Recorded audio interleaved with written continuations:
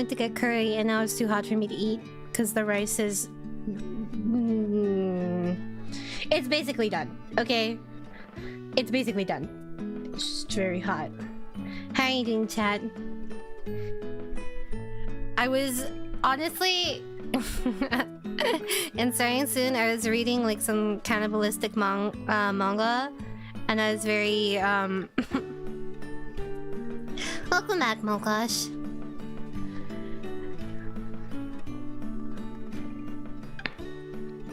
Hello, Mokash. I was thinking to myself, there are a couple like manhwa and like manga I've read where like oh shit, I meant this. I have read it, and I thought to myself, you know what? Maybe they're on to something. I'm not gonna give the title because I'm only on chapter 1, but still. I don't know how it'll play out. Apparently the author's pretty renowned though. Hi Shannon! How are you doing? Later Shade, I hope that your interview went well. Unless it's now, but it's kind of late for an interview. Yeah, I was thinking to myself, maybe it's true, because I was reading Passion. Hey Plasma, hi Goku. And in Passion, there's like a line from Malay where he's like, even after like he dies, you won't have a single hair on his head. I'll consume all of him. And I was like, ayo, maybe you're onto something. That's not even about being a bad guy. What's up, Bob? How you doing? Dragon fruit. I don't actually know if I've ever had dragon fruit now that I think about it. We don't really buy different fruits in my household. We're not huge fruit people. Or if we do get fruit, it's just basic stuff. Which is funny because we got a couple melons today and grapes.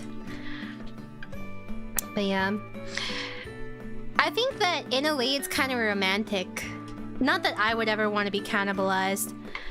I mean, if I died of like natural causes or something happened, right? And my partner wanted to eat me after I died, I'd be chill with that. Welcome back, Bob. Let me do tingy.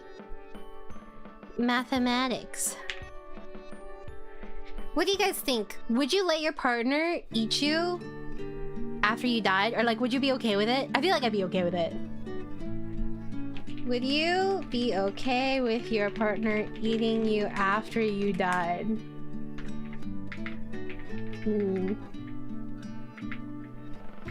They didn't kill you. No, I'm curious.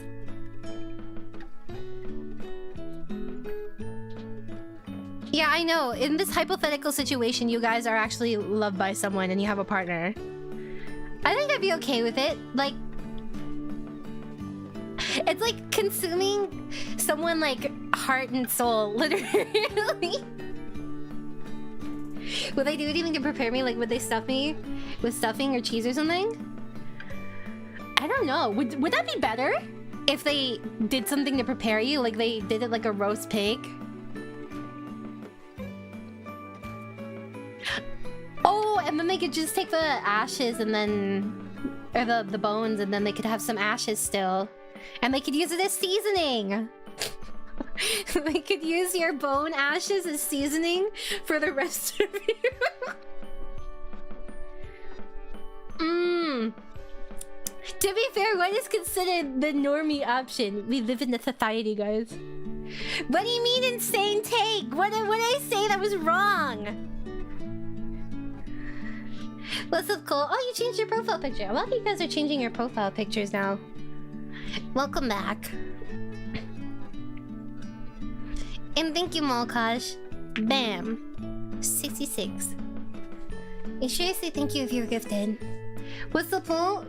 Hazel, we're talking about cannibalism and how, in a way, it's like the ultimate form of love.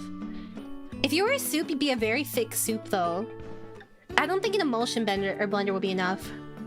Is this about the wife that wanted to eat her husband? No, was that a thing? I didn't know. A whole new meaning to spit on me. It's more like slobber out my remains. I would rather make my partner into a diamond I could wear. Oh, that's true. That too. That's romantic. But carbon diamonds, I've wanted to do that before with my cat's ashes. So like there are some services that you can get where you can like turn ashes into other stuff, and they can do that with ashes. They can do that with like diamonds, so that you can take you guys don't understand me. You don't understand me, okay? I'm right. Also, welcome back, Wiz. Moral issue because her husband wrote signed permission, so it was like, is it legal? Who cares? It's them. Like, so did she want to eat him, or did the husband want her to eat him after he died? Okay, here, let's change the question up a little bit, okay? Actually, hold on. I want to read your guys' responses to the other stuff. You guys are so receptive on my polls. Thank you for that. I'm like 3 episodes into the new season, still leveling. I thought the aura farming memes were memes, but it's reality. Yeah, because Jimmu has a fuck ton of aura. And I do like fruit. I'm just like, I don't feel satiated when I get fruit. I think it's because I'm so used to like rice and meat for every meal. You know, because like my breakfast was never really breakfast. At least like the North American breakfast. It was usually meat and rice. So I think that's definitely what like influenced me. How's it different from giving your loved one an organ transplant? To be fair, I think it's pretty different. There's like a, I don't know, something ritualistic about it. You know? No, but okay. Isn't it kind of romantic though? Like, I wouldn't want my partner to kill me and then eat me, but if they wanted to eat me after, I'd be okay with it. Like, if I just died from something else. Because if you think about it, right? It's like almost like a sense of them wanting to be with you forever and like wanting to consume you whole. And like, I don't know. What is more iconic than that? Pair me with some good alcohol is my only wish on being cannibalized. Imagine! Okay, imagine they eat you with like a side of McDonald's fries. Loki, that has me thinking of making my loved one into a weapon. Oh, but like what if their soul was still there? Wouldn't that be weird? There was something semi-adjacent to that in Transistor, I think. No, this is a little too mushy for me. Okay, if your partner, new pool, think about this, chat. If your partner wanted you to eat them after they died, would you eat them?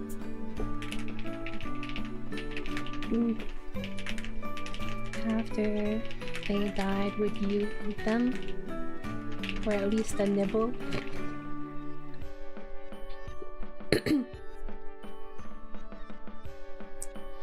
They can't eat you entirely. Really, the only thing they can eat is the arms and thighs. The rest is real with diseases. I mean, could you get prions either way? Kind of related. I remember an interview with Megan Fox where she basically said, my boyfriend and I drink each other's blood for ritualistic purposes. I've seen this thing where like partners will carry like a vial of their like partner's blood around with them. That's kind of cute. What do you guys think? Is that too much? I feel like that's going into a little too much for most people. You know? You would not give them the forbidden nibble? Okay, you know what? It's 60 to 40 right now. That's actually not that bad. You guys are more romantic than I thought. Maybe there is hope for you. Like, this is their genuine last wish? Well, I think it's like, yeah, I guess that would be, you know, like, you don't have to do it like, you don't have to raw dog it. But, like, you can prepare them. Well, it's like, they have it on a necklace, so it's not too big. It's pretty small. It's like, maybe the size of like a quarter or something. Do you want to carry a vial of your significant other's blood? I wouldn't mind. It's something it's not something I particularly want. But I wouldn't hate it, you know? I'd be like, oh, that's sweet. You know? Yeah, no. You carry it around on a necklace. Like, it's like a little vial that's attached to a necklace. I would not be comfortable with the blood thing either. I might be willing to compromise, but I would not like it. Oh, that's true. You know what? Okay. I think it's more disconcerting for me to eat someone, or for me to drink someone's blood, than to eat them. Weirdly. No, you can like store it. Like you would try and eat it all, but you wouldn't. I don't know. You wouldn't have to finish it all, but you could try. You know? You would go as far as you could. 55%. You guys, I don't know if you're lying for the poll or you're just open-minded. It's a mystery to me. What's up, Tinker? What's up, Exile? We're gonna have to chat and do cannibalism. You know what? It's actually closer than I thought. I thought it would be way, like, more skewed. But you guys are all kind of... Yeah. Anyways, I personally think, right, if my partner wanted me to try and eat them after they died, for them, I would try. I don't think I could finish it. Like, I don't think I could finish their body. And, like, maybe I would have, like, a little bit of a nibble. Like, I would have, like... I don't know. I'm not really into cannibalism. I'm just saying theoretically, right? You know?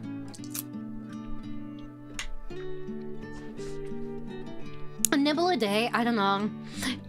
Like, okay, cannibalism in media, like with couples that are okay with it, that's different, but I personally, the thought of cannibalism makes me nauseous. You know? I don't think I can comprehend this argument. What about it do you not comprehend?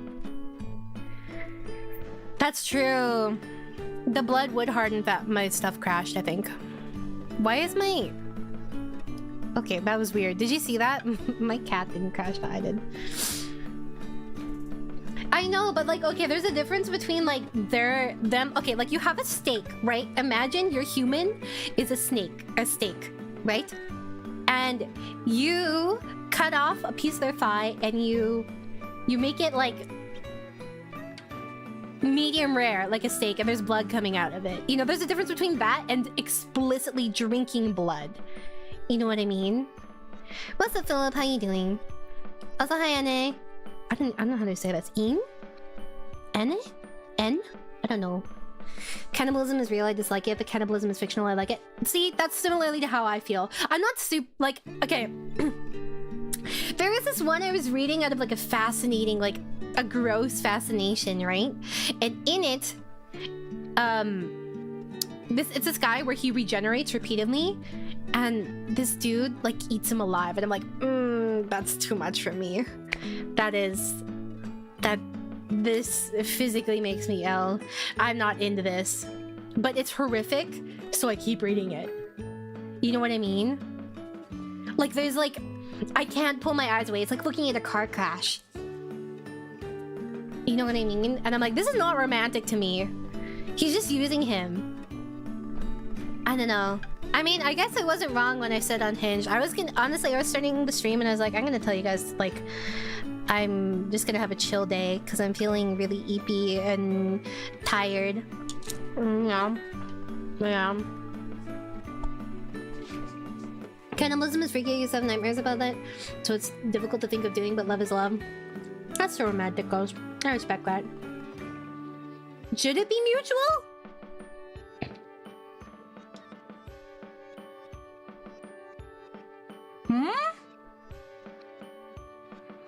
And welcome. I don't know how to say it still. Ene? In? N? Pico number 1 through 3. And then it'll be one of those. But welcome. I hope you have a fun time here.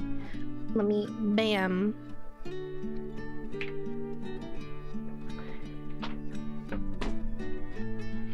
I don't know if it has to be mutual. And here, should I put a thing up on screen? Indicating when I'm done talking about cannibalism? There, then you can tune out, and then I can finish my train of thought.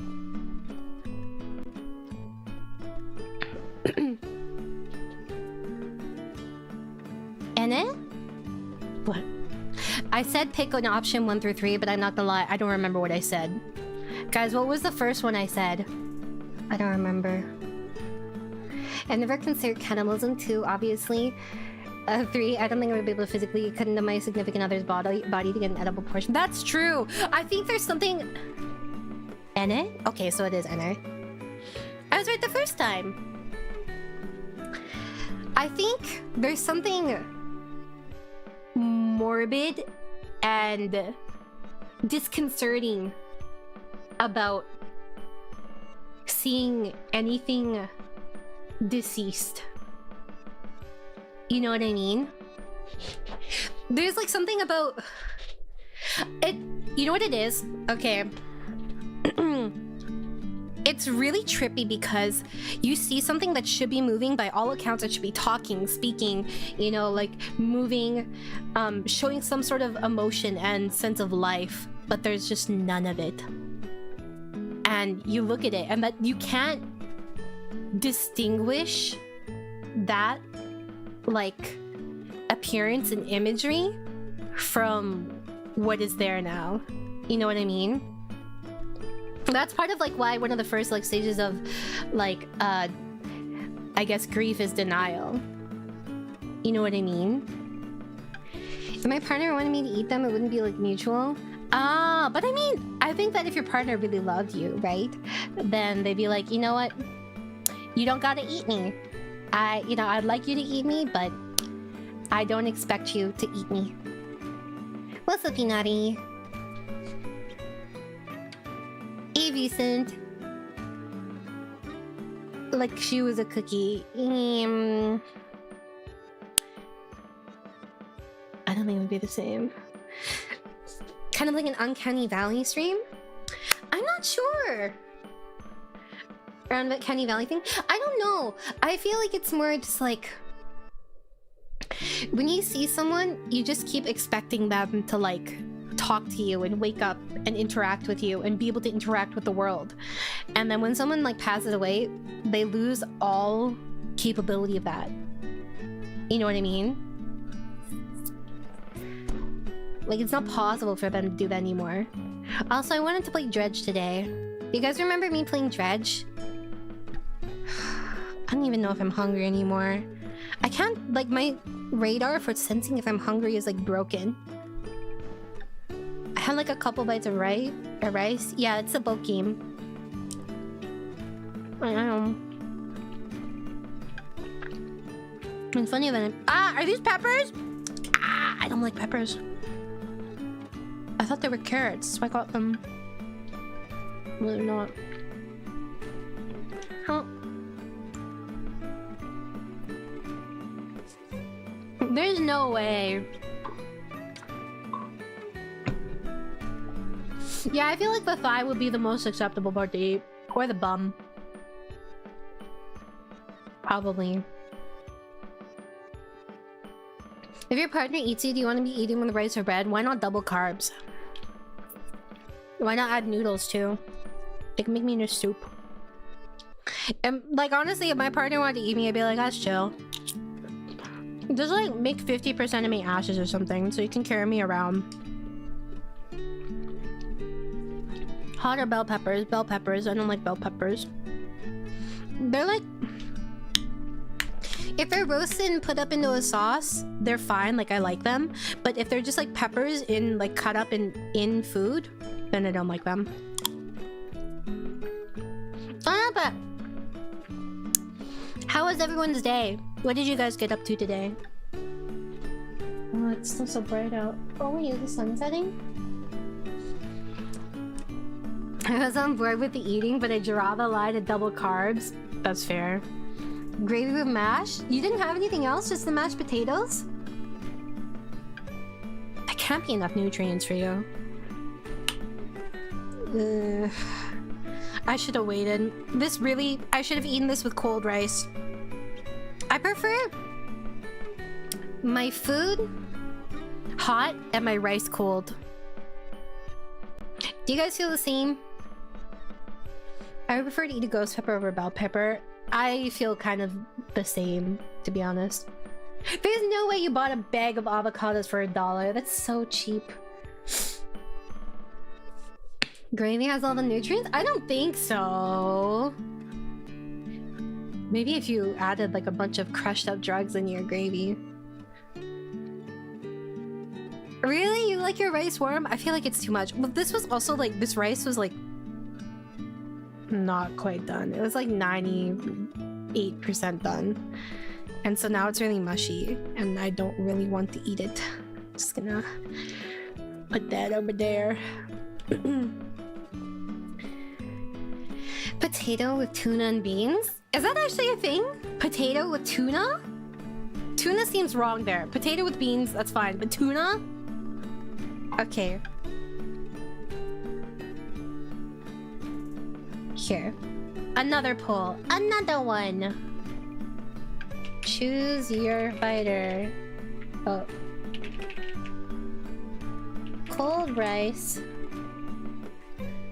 Warm food.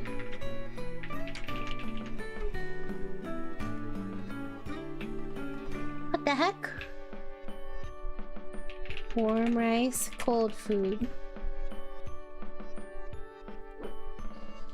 I am personally in the cold rice, warm food category.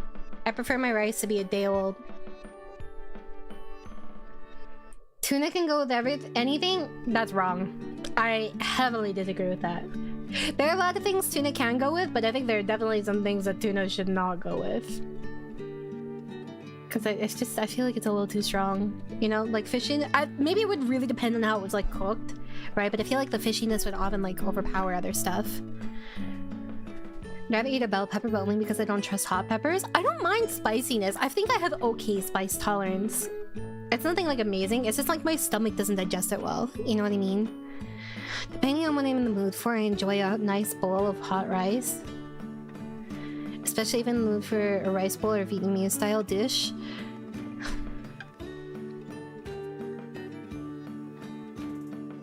I'm trying to think of whether or not I would prefer cold rice or hot rice in that scenario. I would prefer cold. If it was like udon or something, warm would be okay, but it's not great. You know? Why can't it all be hot?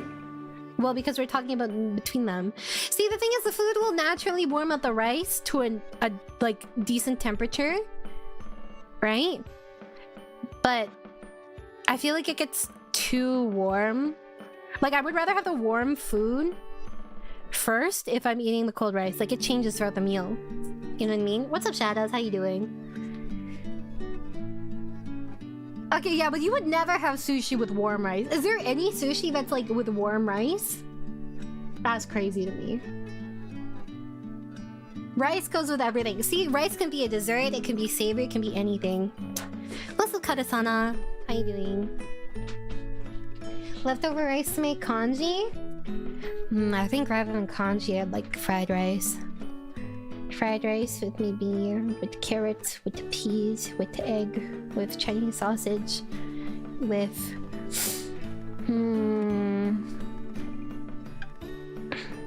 would I have corn with it? I feel like the carrots are sweet enough. I don't think I need the corn. Warm rice with cold food is better than the other way around. I was thinking like kimchi or something.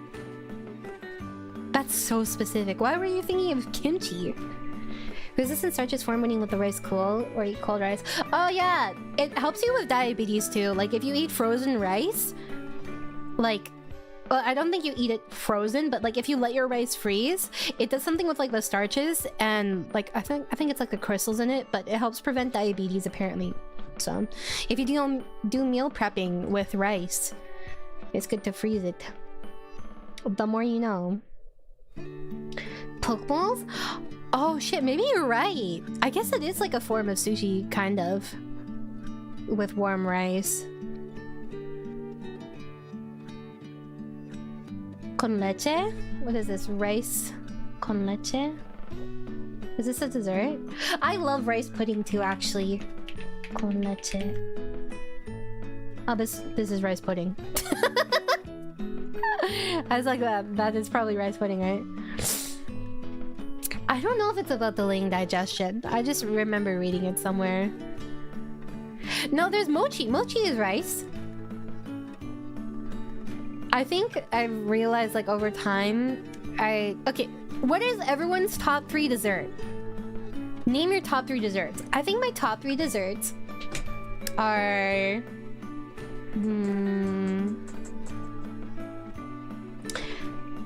coffee jelly, cheesecake,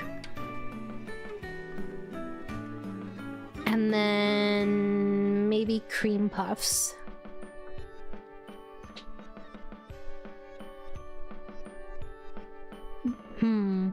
I was wondering, I'm like, should I feel like but you know, if you have mango pudding or like almond pudding after you have dim sum, it's so nice.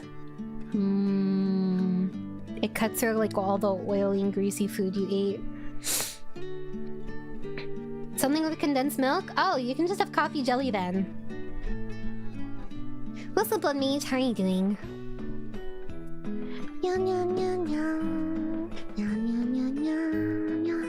Flan, leche flan, and almond / mango pudding would probably be my last one. Or I guess mango jello, kinda. I don't know. I also like rice pudding. It's hard to say, but I think definitely top 2 at least are cheesecake and coffee jelly, in no particular order. I don't like cheesecake if it has like other stuff in it. I much prefer like light sweet desserts. That's why I like strawberry shortcake. That's my favorite cake. Oh, I love custard too. Custard's great. Are you feeling like insomniac, blood mage? I slept at like 9 AM. I could not sleep. I just like haven't been able to sleep lately and I don't know why. What the heck is this thing?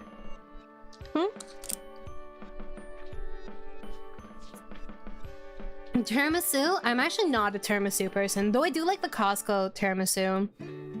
It's like, I don't know. Hold on. I don't like the tiramisu that tastes too much like coffee. But I like coffee flavored things. But you know what it is? I actually don't like mascarpone.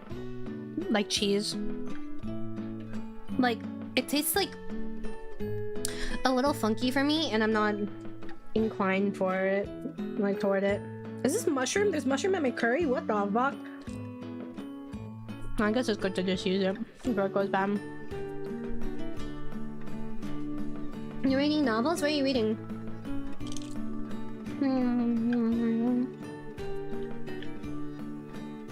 Yeah, you don't strike me as a picky eater, Ghost.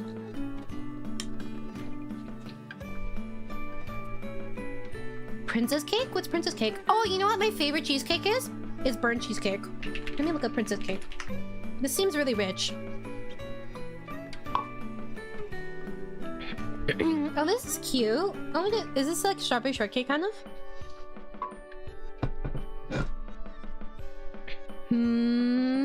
This looks good. I'd eat this. I don't know if I would like the top layer. Is the top layer fondant? I like anything with whipped cream because whipped cream is like light, you know? I feel like creme brulee is good, but I would get sick of it after a few bites. You know what I mean? Burnt almond cake. Let me look this up.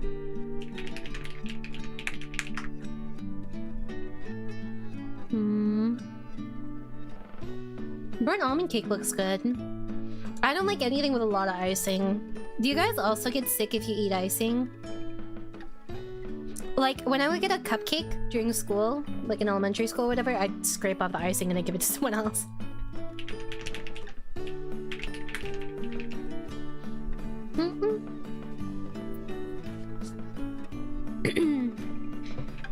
It's almost like I'm planning a mukbang for all of us. The only food I don't mess with is olives. Even recently I've been able to consume black olives without gagging. Ah, I don't like olives. It's... I'm not a fan. I don't like... I'm sure there's good icing, but like I've just like had bad experiences with the icing so many times that like I just like gag. Burnt almond cake has icing in the pictures that I looked at. It's probably not much icing. And even then it's like covered in almonds, so it's like whatever. Weird feeling about certain icings and flavors. Yeah. I feel like it's just like it's too rich and too much. Like I want the icing to be like an afterthought in a cake. Soylent? What's Soylent? I like sugar too much to remove the icing, but the icing is definitely the least tasty part. You can have my icing. I don't like it. I should really be saying no due to my family having a history of diabetes, but sadly I love icing on cakes. I just like, for me it's like a flavor and texture thingy. It feels like a lot of the time, because it's like buttercream, right? It feels greasy on my tongue. And I don't like that, you know? I don't know why I dislike olives. I think one reason I dislike olives is the crumbly taste. Or texture. A lot of vegetables I actually don't dislike because of the flavor too much, but rather the texture. Like for example, I don't like bok choy, I don't like onions, I don't really like peppers. What else do I dislike? I don't like celery. The texture of celery is okay though. It's more the flavor with celery. Some icing is complimentary, but most of them are heavier than the K-drama plot. But don't you understand? They met each other when they were kids. And he doesn't remember, but she does. And then he treats her coldly. And she almost gives up. But then, as soon as she's about to give up, he remembers that they met each other as kids. I don't know. I feel like it's just like some sort of... I like crunchy and firm textures. But I think like anything like...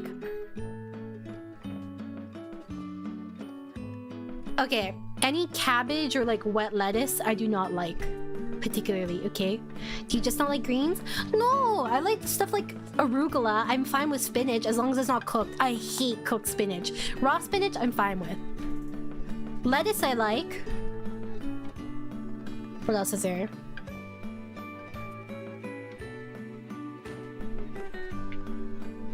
I don't know. Let's see. Green vegetables. Cabbage. I like raw cabbage, but I don't like cooked cabbage.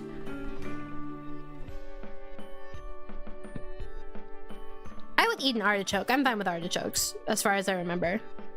Radishes I'm fine with. Green tomato? I've never had a green tomato. What's up, Chaotix? How you doing? Collard greens? I don't think I've had collard greens. Watercress? I see that at Hot Pot all the time, but like, I'm not hugely fond of it. I like kale. Kale is good. No, I fucking hate cooked spinach. My mom will always make like some sort of cream pasta or something. Or like anytime she makes pasta, she has cooked spinach in it. I'm like, fucking why? Dude, it ruins the texture. Cucumbers, I like cucumbers. I like zucchini. Zucchini is one of my favorite vegetables. I love grilled zucchini. Brussels sprouts, I'm okay with Brussels sprouts actually. Asparagus, eh. It's meh. I'll eat it, but like I'm not gonna go out of my way. You know what I mean? There's actually been some very good ones. I've never tried collard greens. I do think that there's like exceptions. What's that Greek food? Is it spanakopita? Spanakopita? I think spanakopita has spinach in it, yes? That one's a... yeah, it is spinach. This is actually like cooked spinach I enjoy. Have you guys ever had it? Yeah, I've been alive for a while, bud. How you doing? Crunchy but not crisp? Okay, would you describe cooked bok choy as like... Okay, if you have like bok choy in a soup, which is usually how my family has it, right? Would you describe it as crunchy or crisp? I would say it's more crunchy. You know what I mean? I don't know. It's not like I don't like vegetables, okay? I just don't like the vegetables in my house, typically. I like vegetables I like. Okay, I'm a simple creature. Let's see what else is there. Romaine lettuce? I'm fine with romaine lettuce, but romaine lettuce is the worst lettuce. Sorrel. I don't... Lemony flavor, really. Interesting. Swiss chard? What are these? Are these normal? Do people eat these usually? Endive? I would eat these. And thank you for the welcome back. Good to see you too. What is your advice to pay back a payday loan? Just trying to crime. Escarole? Dark and thick leaves that have a slightly better flavor. Oh, I don't really like that. Maybe we'll go golden soup though. Grilled Romanian heart lettuce? No, that sounds interesting. Microgreens? I'm okay with microgreens. Like alfalfa or whatever, I'm fine with. Is that what it's called? Alfalfa? Alfalfa? Alfalfa? Be like, oh my god. Beet greens? Meh. Radish greens? I'd rather eat the radish. I'm not a big vegetable person, and I'll eat more protein than anything. Oh, broccoli's one of my favorite vegetables, if not my favorite vegetable. I would always ask for broccoli when I was younger, which is funny because everyone's like, oh yeah, we don't like... Kids hate broccoli, but that was like the vegetable I really liked. Brussels sprouts are fine. I just like... It's really like a texture thing most of the time. Like, I don't like stringiness at all. I don't like vegetables that are like, do not break evenly with your teeth. You know what I mean? Crunchy carrots? Carrots are good. I love like, carrots with like olive oil and honey. Like in the oven. That shit slaps. No celery. Yeah, I hate celery. I think celery is a disease. What else is there? Yeah, see, like, that's why I don't like wet greens. Wet greens just feel soggy to me, and I do not enjoy that sogginess. I don't like the look of broccoli. Maybe it looked at you funny because you are the way that you are. Depends on the icing. Shut the fuck up. You're 10 minutes behind. I think... Let's see. Let's look at examples of cooked spinach. Sauteed spinach. Ugh. They all look the same. I'm looking at cooked spinach and it all looks the same. All of it. I hate cream spinach. I hate cream recipes for the most part. I don't like cream chicken or anything. I just get so sick of it because it's so heavy and it makes me feel like shit.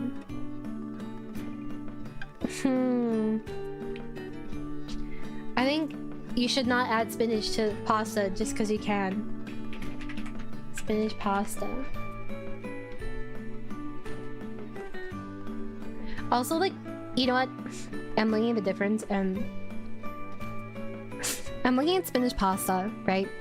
And none of it looks like the way my mom does it. You know why? Because my mom will deadass overflow spaghetti with spinach.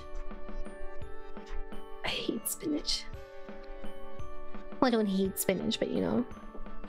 It's a green sauce, that's fine. That's fine. It's supposed to be there. But in my spaghetti, I do not want spinach. Okay? I like bamboo shoots. Bamboo shoots are nice. And thank you, Firestorm. It's been going...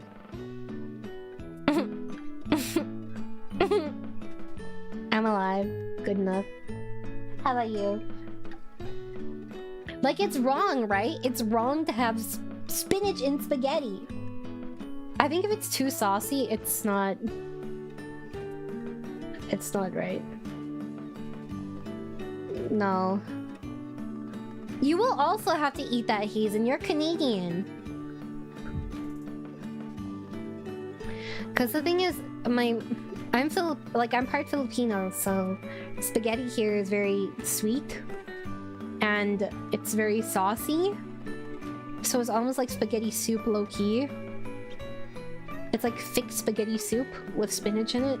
And there's so much soggy spinach. Like, the ratio of spinach to everything else is crazy. Yeah, it's spinach with marinara, basically. Marinara with ketchup. Good night, Cole, rest well. I'm fine with veggies and spaghetti. I'd rather carrots. I like carrots in my spaghetti. How do you make spaghetti sweet? You add ketchup. This is a Filipino thing. Your spaghetti is sweet. Good luck with your exam. You guys don't eat carrots with your spaghetti, right? For me, it's normal. Though my mom hasn't been doing as much. Wow, that was cringe. Why is this on my playlist twice? It's the same thingy. What are the other parts in Filipino spaghetti? You have ground beef, ketchup, carrots, tomato sauce, and noodle. Soup sucks. You know what? I can understand hating soup. Soup is a weird concept of a food. Hold up. Hopefully just Jollibee doesn't come up. Oh, hot dogs. Usually there's hot dogs in it. Filipino spaghetti is just built different, guys. There's like onions. Sometimes there's mushroom. Yeah. My mom decides to add spinach. For a reason I could not tell you. But yeah. You guys don't have ketchup in your spaghetti because it's not a thing for you. But for me, it's normal to have ketchup in your spaghetti. If your spaghetti isn't sweet, it's wrong. Ugh. No, spinach. I hate when you bite into the spinach stem, right? And the rest of it's soggy in your mouth, like the leaf is soggy in your mouth. And then you have the spinach stem. And it feels grainy when you bite into it. Ugh, it's disgusting. Filipino spaghetti sounds like you're trying to mix a salad in. Well, no, you don't normally add spinach to Filipino spaghetti. My mom just does it. And I don't like it. And I tell her every time, it ruins texture, but she does it anyways. Which I guess she's trying to get me to eat my vegetables, but it's not like I don't eat my vegetables. I just don't like the vegetables there usually.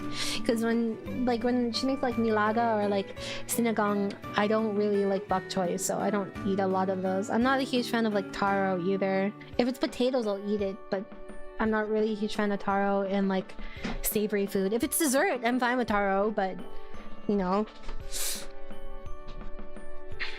Are you also behind? What the heck? We stopped talking about desserts a million years ago. Polish strawberry pasta with cream? I feel like that would slap. I really think it would slap. I wonder what I actually want to see the reaction of Italians to Filipino spaghetti. Italians react to... That's the third thing that comes up.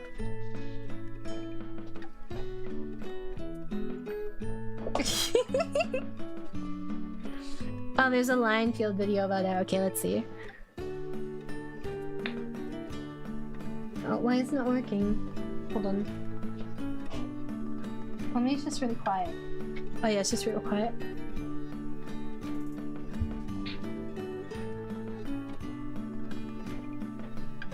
Nobody expects it to be stupid.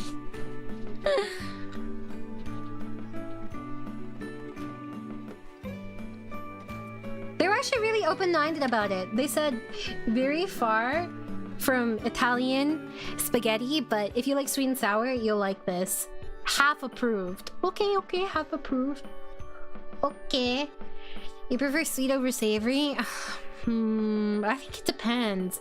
Oh shoot, I forgot. I'm like, why are my horns orange? And I remember that I changed my background to be orange. I need to be pink. Wanna be lonely with you. You know, I can kind of change the color of my horns. See, I'm blue. Da da dee da boo da. It does not look good. You know, when I was like, designing this with my mama, I did not foresee this being an issue, but it ended up being a big problem and really obnoxious, to be honest. Hey. Hi. There you go. RGB. Actually, you know what? It'd be funny to make something like that, like a little toggle of RGB. I don't know if it's possible. Maybe. I think I'm full. I barely touched this. Goodbye, food.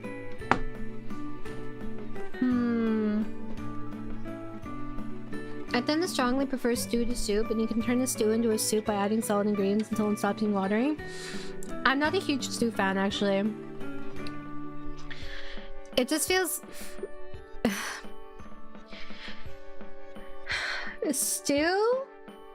I do not like meaty stews, typically, because every time I've had them, they taste really kind of gamey.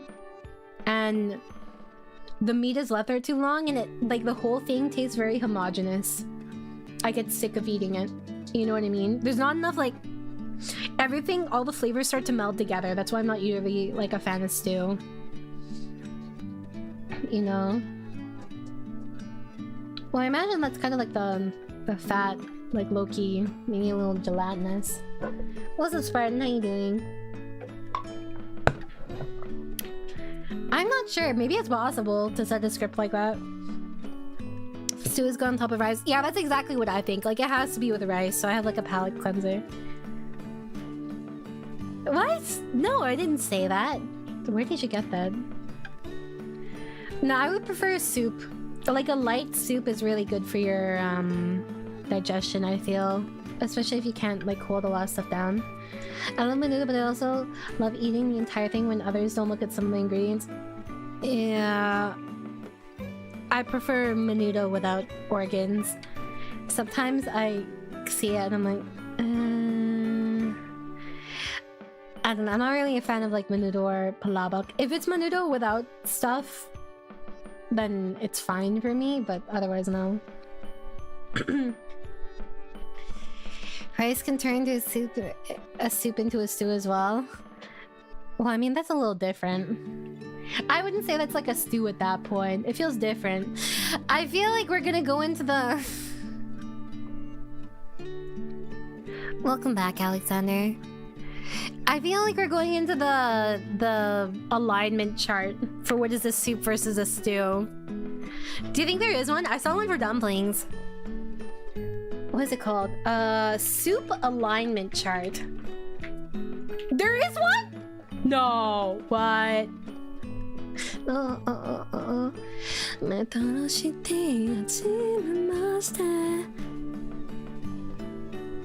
I guess.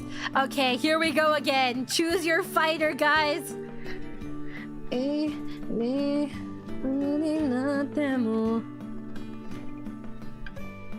Oh, okay. Hopefully this isn't too small for you to read.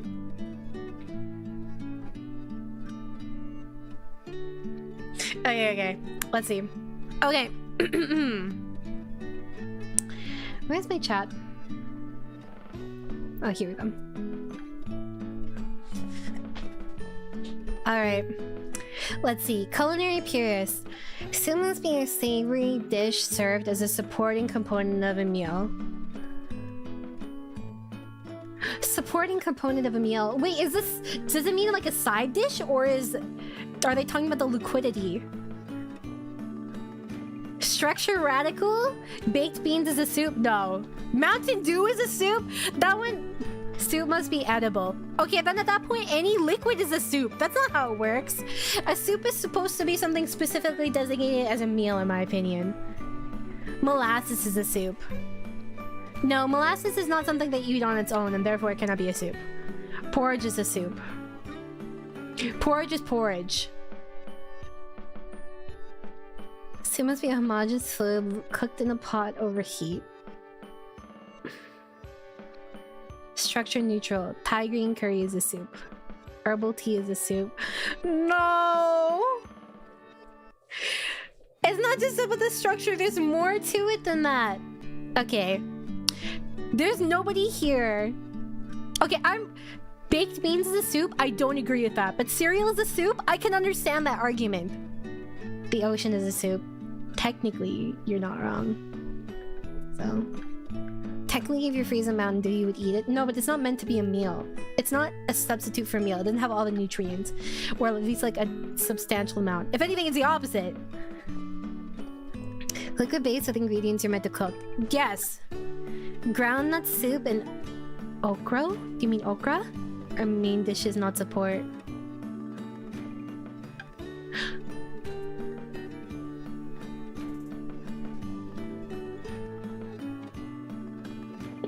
Tea is not a soup. Okay. Tomato is a soup. Yes. Porridge is a soup. No, porridge is porridge. Molasses is a soup. No, because molasses is like a sauce, an ingredient. It's not a meal on its own. Okay, wonton soup is a soup. Yes, it's a soup. It has a light, thin broth, and it has things in it. Okay? If you just had the wonton soup without the wontons, it would technically still be a soup. Actually, would it... No, I think it would be a broth. Thoughts? Thai green curry is a soup. This one, I'm like 40-60 about. I don't really... I can see why people say it. It's like a soup, right? And I think it can be eaten as a soup, but it's not the same. Would ramen be a soup? I think ramen is ramen. The thing is, I feel like what makes the soup a soup is partially the ratio, right? The ratio of solid ingredients to like liquid, as well as whether it can be eaten on like as a meal on its own and is intended to be. I think that ramen has too much of other ingredients to be a soup. You know what I mean? Like, you don't call ramen noodle soup. You call ramen ramen because ramen is different from noodle soup. No, because I think the ratio of noodles, like if you look, right, as you're eating ramen, right? If you were to just take out the noodles, there's not that much broth. True neutral soupist? Is someone like that?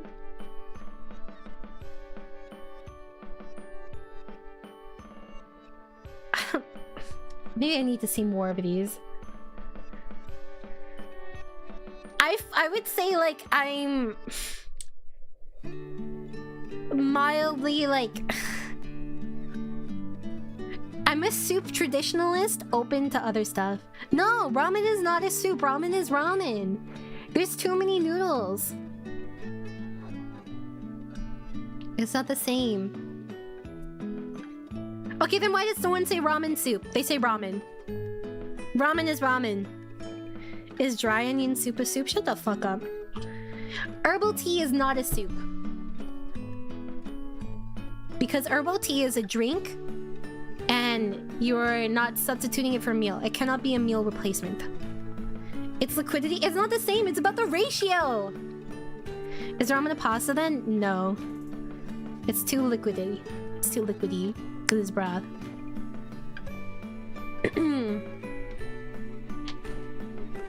That's also a ratio thing too. Baked beans is a soup? I'm starting to come around to it actually.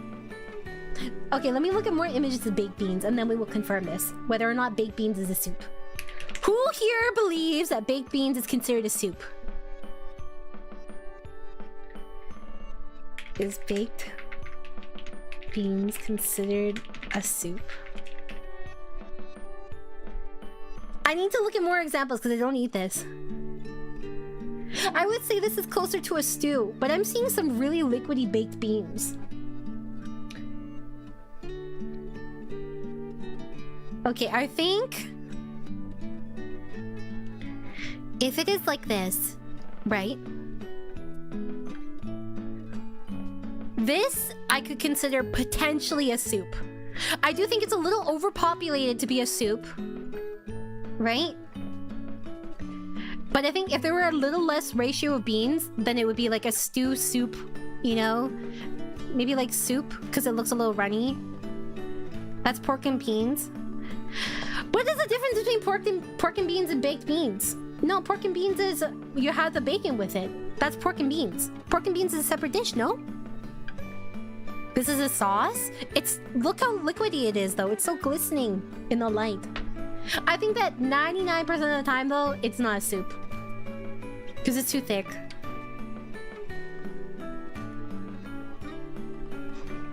You guys have some strong feelings about baked beans. I think like baked beans as a dish is not a soup, but if you make it liquidy enough, it's technically a soup. Because most of these are not liquidy. It's just like a few examples here. So I guess no baked beans, not a soup, but it could be a soup.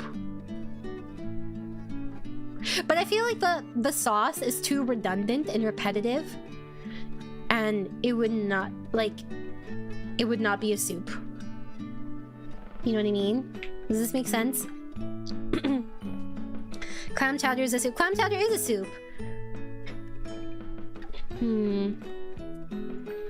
You're right. I think the confusion comes from the fact that the word soup is also used for stuff like broth or sauce. That's true. I could see that. Cereal is a soup. Okay, is cereal a soup? Technically, I would say... Welcome back, Nori. Technically, I would say cereal is a soup. It's a dessert soup. Have you guys not had dessert soup? Beans can be eaten without boiling them first, so the water isn't a feature but a necessity. Yeah, but it's about the ratio, NA. Maybe they had anything besides beans and water. Right now I only see beans. Yeah, but I mean if you look at tomato soup, it's just tomato. Cereal is soup? Okay. Children, let's vote again. Whether or not cereal is a soup. Okay, before you vote, let's debate a little bit. So do not vote immediately. Actually, I don't trust you guys. I'll post it after bed. If you think about it, right? There is dessert soup in the world. It's mostly in Asia, but there is dessert soup. Dessert soup. Have you guys ever been to dim sum and then you've had like tapioca soup or something? It's so liquidy. It's like, it's not quite pudding, but it's soup. Here, let me find it. And it has like taro and like sago in it. This is a fucking soup. That's soup. Yeah, but it's not about... Okay. See, a dessert soup is a dessert soup. Okay? And look, it can be so cute and delicious. Oh, I will. I think that one of the biggest things...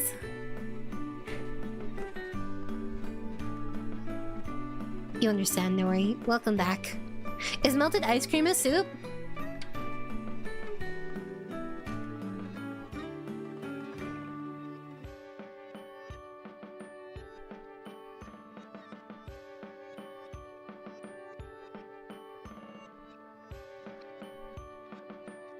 I would describe it as soupy, but not a soup. You could technically eat it as a soup and then it would be a soup, but it's not actually a soup. It's not intended to be eaten as that. No, because when you say your ice cream melted, what do you say now? You say, oh, it's soupy now. This debate is making me question everything. That's what I'm here to do, Blair. How are you doing, cutie? I hope you're doing well.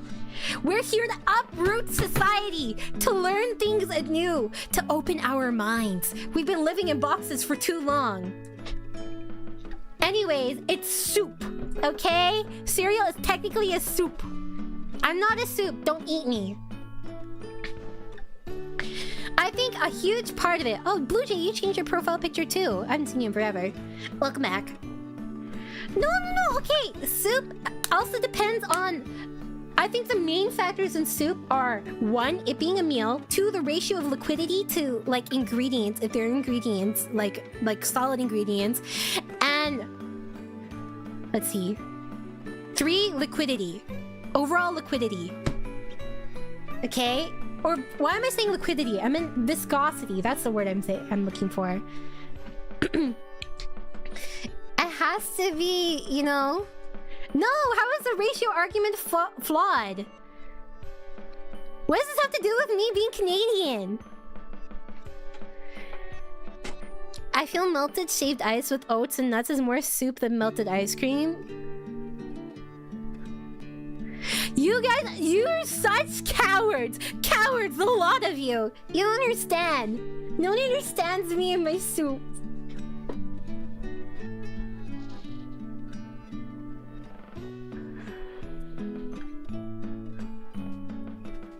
Aww, you're pro-cannibalism. for understanding me, Nori. And thank you.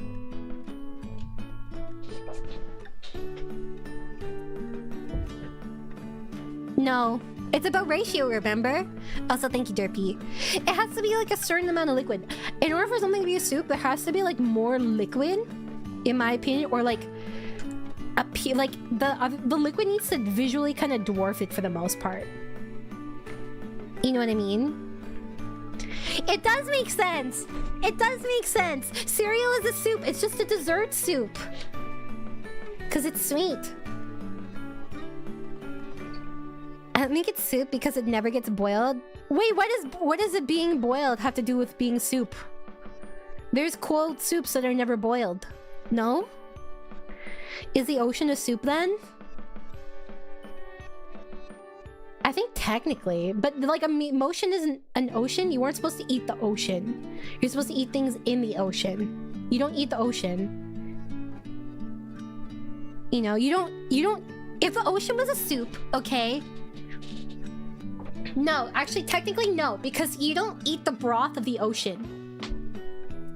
You shouldn't have to do any other processing in order to eat the broth of soup.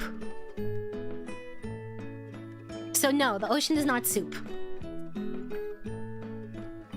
Fish pea soup? Let me look at fish pea soup. Fish pea soup. Huh?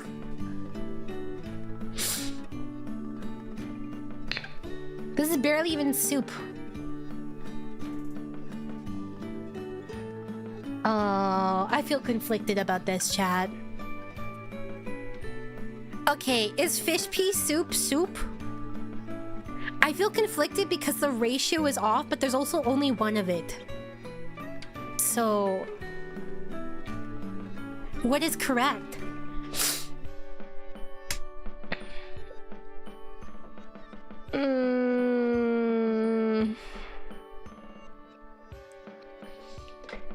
Oh no, but if we were to like break things down, you know?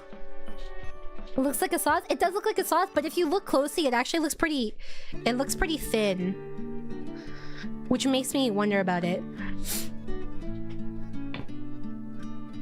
And there are other versions with more. I think it depends on your... I think it's a flexible dish. I think fish pea soup is similar to a deconstructed sandwich. Because some of these have more soup than they have fish, and some of these have more fish than they have soup.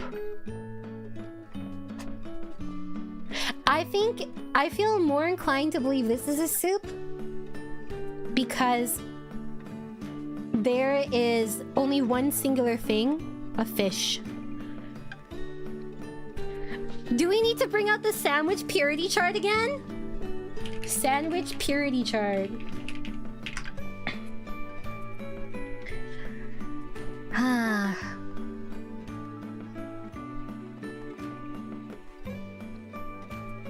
Actually, I'm surprised the deconstructed sandwich wasn't on there. Deconstructed sandwich.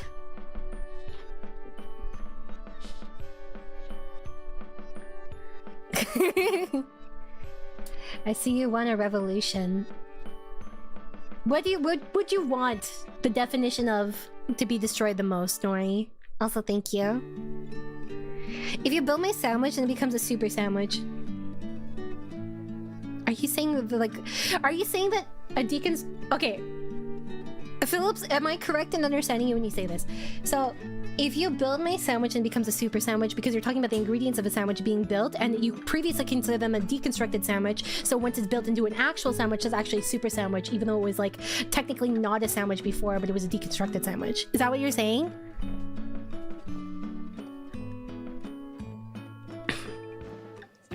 Why do you feel like it's surreal, Gideon? What's wrong with it? I do think that it would help us to think outside the box. Okay? Because I personally find myself put into boxes and think of how unlimited your creativity would be if you just decided to embrace hedonism and say fuck it. Most food arguments could be concluded by something along the lines of I made you food, just eat it. That's not true though. Because Imagine if you go to a restaurant and then you pay $40 for some delicious steak, right? And this steak is actually not, in fact, delicious. Why would you just eat it? Like, what if it was like blue rare when you asked for it to be well done? Huh? Should you just eat it? No. Deconstructed sandwich. See this? I think this is stupid. This is just a food platter. This is not a deconstructed sandwich. I think that if something is gonna be served deconstructed to you, it needs to have like, it needs to be purposeful. Okay? This is just like you assemble it yourself. It's not like you're supposed to eat it as if it's like a sandwich, but deconstructed. You just assemble it yourself, basically. Okay, well, what if you asked for medium rare then, and you got blue rare? See, it's just a platter. This is on the thing. It's called the deconstructed brie sandwich. Okay, deconstructed food.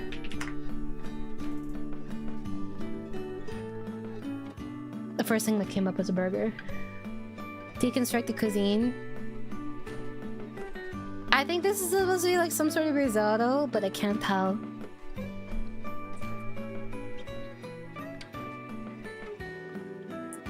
I just put whatever I want in food I make, but I eat it. I almost never think about whether it's soup, stew, or deconstructed sandwich. Actually, though, but if you think about it, the first way that babies learn, right, is by categorizing things. That's how they start to, like, learn how to react to things and, like, how to treat certain things.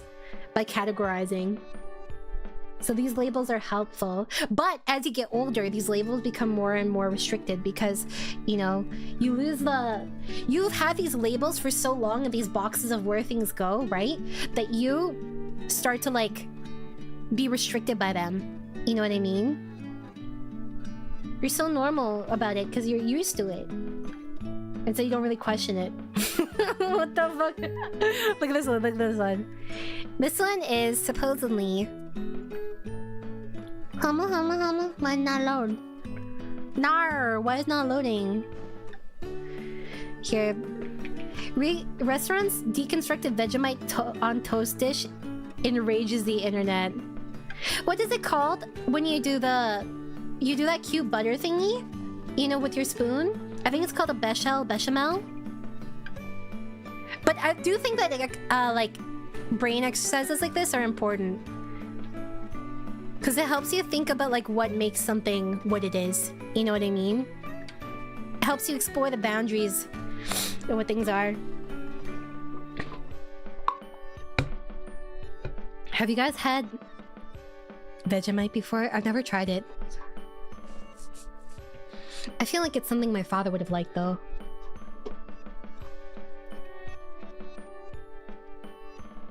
I feel like the most acceptable form of something deconstructed is actually deconstructed dessert. It kind of does look horrifying. If the thing is, the crazy thing is, this was at a restaurant. I would not pay for this at a restaurant. Do I eat the chicken? I do like the chicken.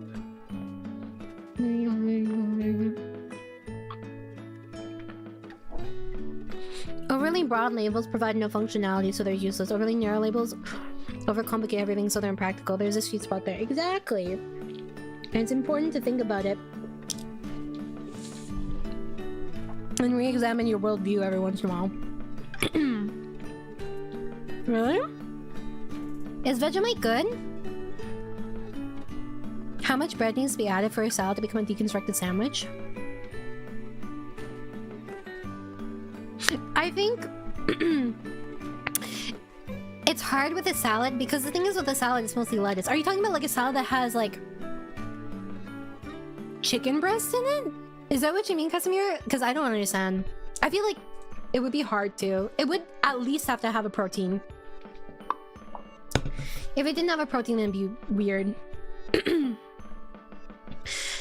think YouTube is showing me a stream is about 2 minutes a lot behind and saying it's live. A lot of people have been behind this stream, so maybe refresh or click on the live button at the top or on the bottom left of the play bar, sorry. I hate this conversation. It's shaking the very core of my existence. I would rather watch the weasel a date again. You want to see the sexy weasel? And leave him to me. Oh, really? Oh, but you're responding in time. Why is it? Why do you think you're behind?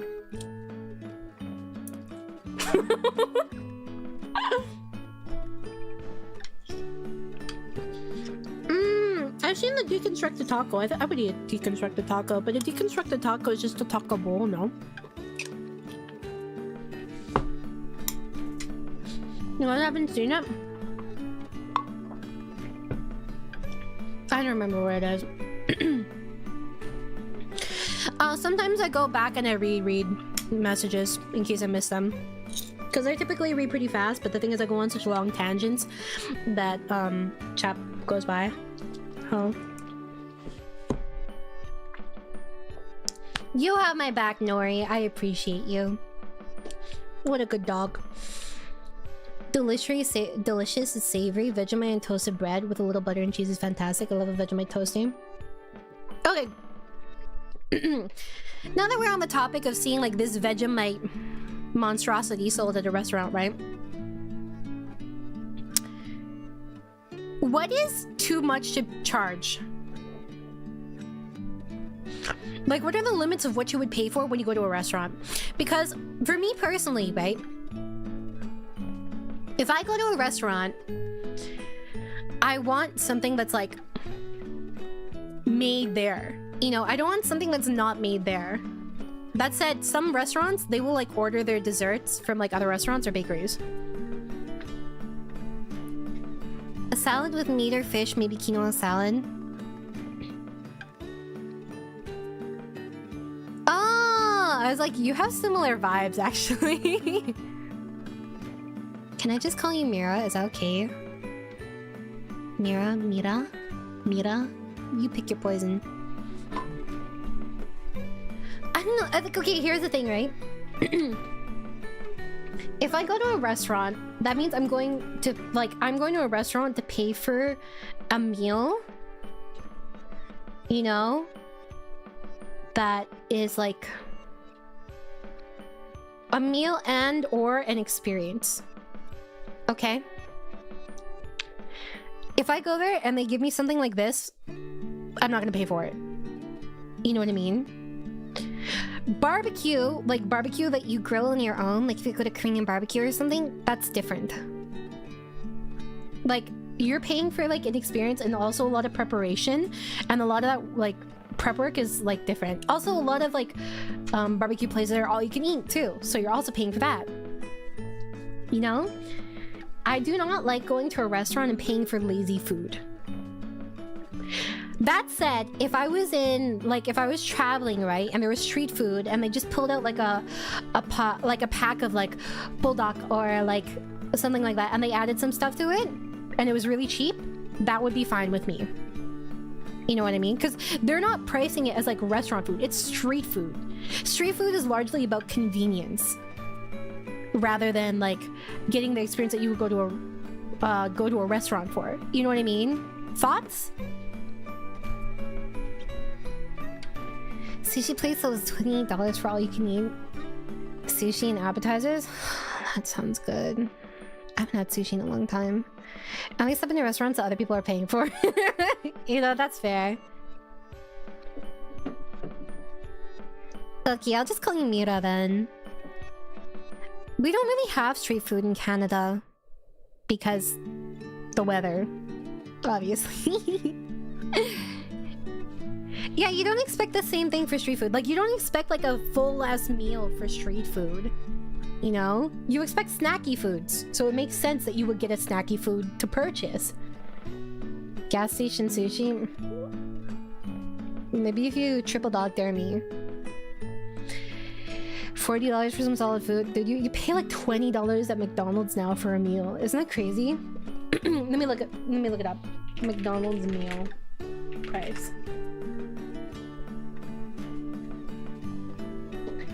I like how they don't list the price on their website. Before and he was a lot like you. And he hadn't seen us too, and he grew apart. When dawn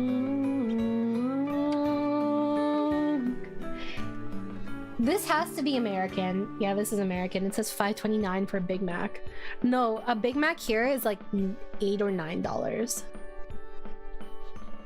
Occasionally there's food trucks and stuff, but like it really has to only be in the summer in like really specific spots. This is not really a food place or food truck place, unfortunately. I think at breakfast at McDonald's, 2 McMuffins and a hash brown, it was almost $15. I know! That's insane! That's not even that much food, either. We don't have a lot of burger or Chick-fil-A here, unfortunately. Well, maybe there's Chick-fil-A in certain parts of Canada. What it's like, but you've been splendid. Yeah, my life is a fun, a fun, I didn't die. Never felt strong before. Chicken nuggets. $3 for 4? For 4? $3 American dollars for 4 chicken nuggets? Nah. Nah. Miss me with that. How much is 4 American dollars? Usually Canadian, more like $6 Canadian. It's $5.72 Canadian.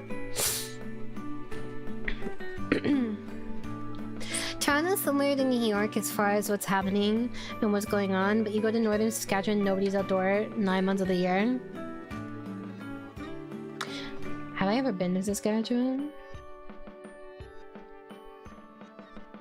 No. And I've sung epic songs before. And that's true, and it'll probably taste good. Or taste better. The nuggets are smaller too. That's true, they are smaller as well. Wait, do you mean Canadian nuggets are smaller or American nuggets are smaller?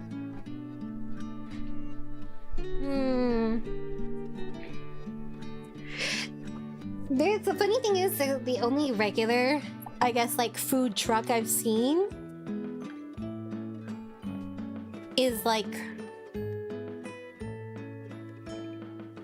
ice cream.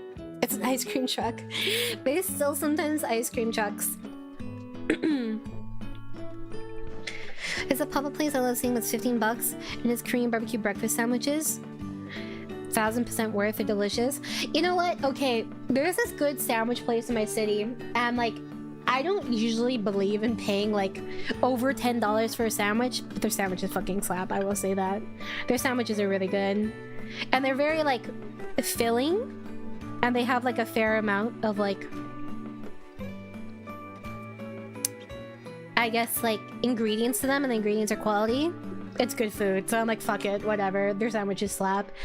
But here's the thing, right? I don't consider sandwiches like a meal, really. Like, if you think about it, you always have like a sandwich with something else, basically, right? You have it with like a soup. I would say it's worth the money. And like, they're decently sized too. Like, they're fairly large. Like, sometimes it's like a baguette, so.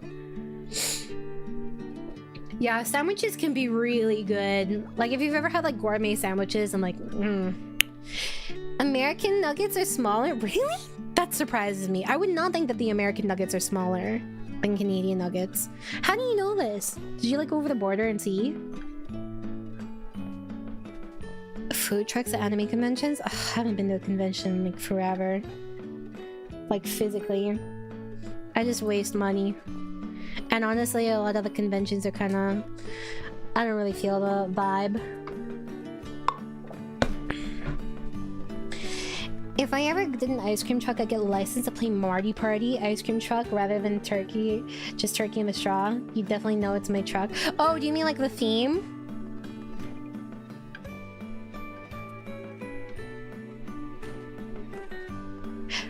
I would love to get an ice cream truck, right? And instead of playing like the ice cream truck music, I would play like the Michael Myers theme. Going around the neighborhood, and I would get like one of those really tiny ice cream trucks that could almost go onto the sidewalk just so I could fuck with people. Imagine you're chasing some kid with your miniature ice cream truck playing like the Michael Myers theme song. I think it would be funny as fuck. Nothing I like more than traumatizing children. I lied. I like traumatizing adults. It's more work, but it's worth it. Yeah, I don't know. Maybe it's different now that like things have like chilled out a bit after the pandemic, but I feel like vibes are just not the same typically, you know. Zoomers are gonna know who Michael Myers is. Technically, I'm like very like on the cusp of like Zoomer millennial, I think, because I'm like 28 almost, so that's probably real legal mode. I've seen people do worse.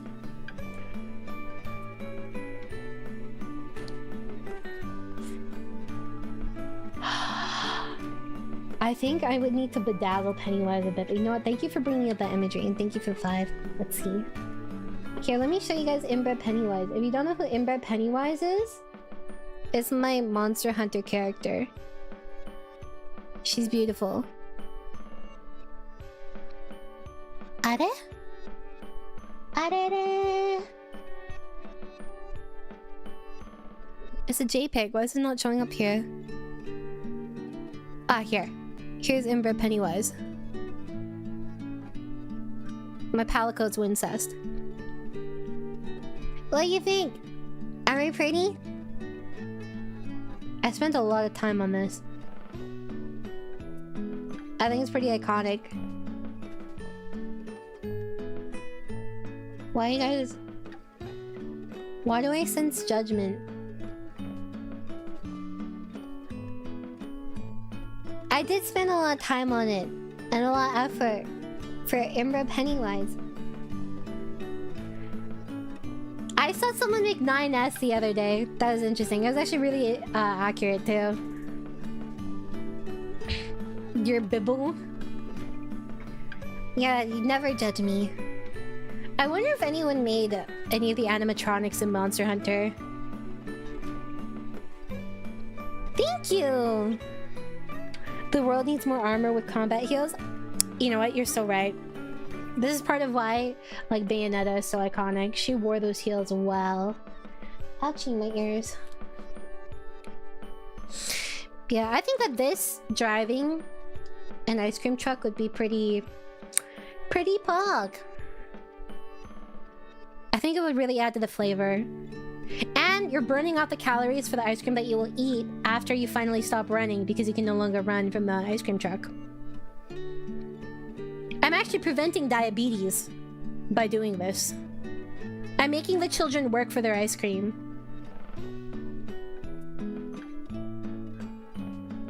Wow. Oh, but the thing is, if the children become diabetic, they're more likely to eat ice cream and therefore get more business. I feel conflicted. Do I be a good person and only traumatize them, but keep them, you know, a healthier weight and health? Physically, not emotionally. They're fucked emotionally.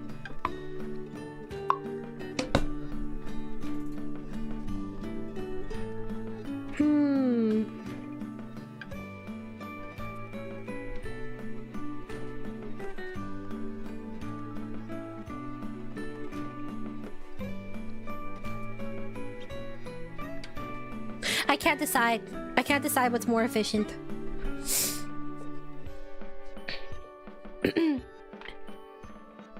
I mean, obviously diabetes can still happen if someone's physically fit, but being like overweight makes it more likely.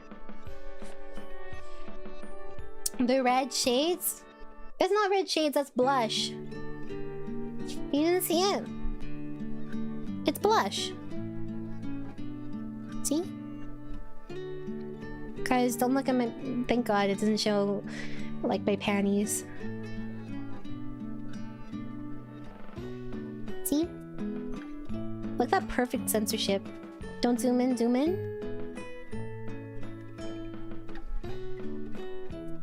Why? Why? Why?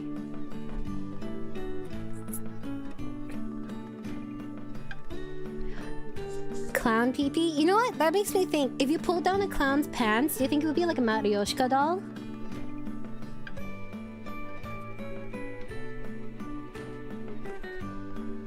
Like, what if you just saw like like the same like clown hair, but like as the pubes, and then like every time you picked one out, like more would come out, you know? And like, what if you had to like look, because it was just like comically large hair? Have you never thought about this before? If someone was destined to be a clown and they got circumcised, would there be more foreskin after they got circumcised over and over again?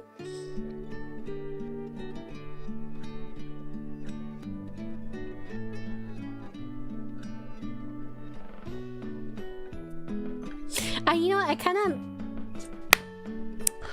And, okay, if a clown ever climaxed, would it be like one of those flowers that comes out of a gun? Let me think about this. Let me find the imagery first. Flower.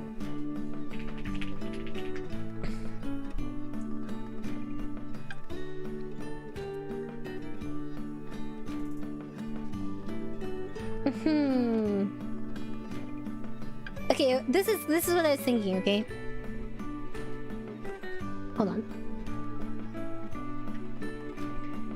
If we did this... Okay, would it be like that?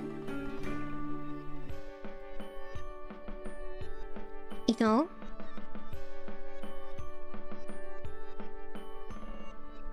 You know what I've always wondered? Why don't clowns have tails? I feel like it would make sense for clowns to have tails.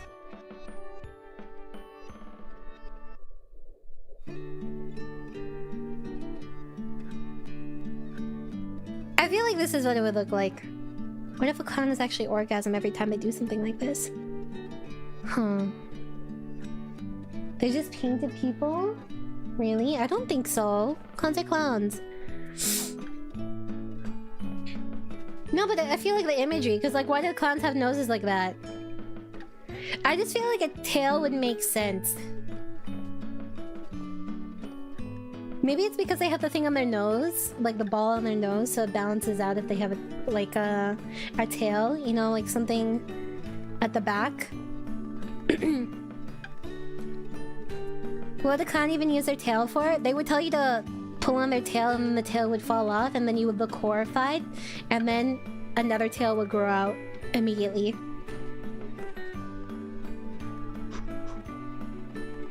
Also, clowns are low-key demonic, so... Red nose is an over-exaggeration of a drunk person's nose? Really? Clown nose origin.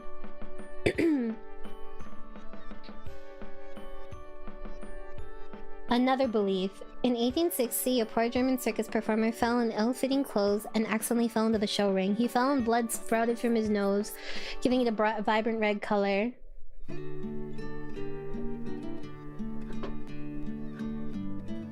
The origins of red nose are uncertain. And it seems like it's more about people falling. But there's also... I also do see the drunk theory. I could see both. We're reinventing furries? I just keep thinking of Dungeon Meshi. Why was it such a furry, dude? Did you feel that in your nose? No, but I mean, they're exaggerated parts of them. It's not like they look human. Clowns are clowns. They have like a specific imagery. Clowns have always existed like they're a part of the human condition. Yeah, it's called my chat. Caveman clowns? Maybe they did have like... In caveman, like, societies, they did have some sort of form of like a jester. You know? I want to see what jesters look like in history. Jester.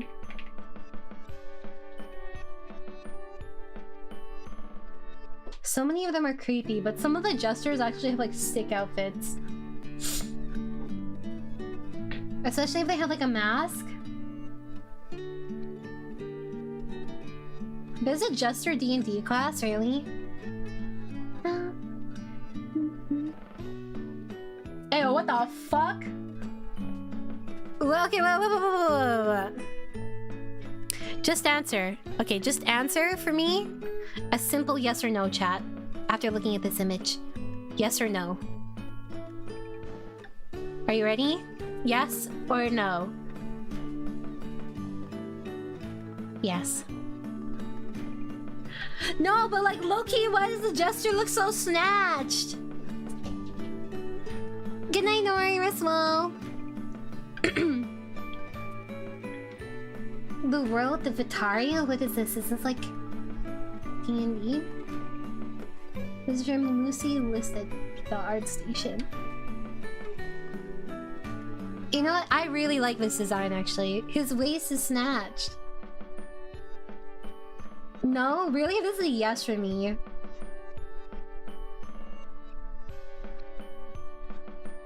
I mean, most D&D designs and stuff look really good, but there's something about the tiny waist I just want to break, you know?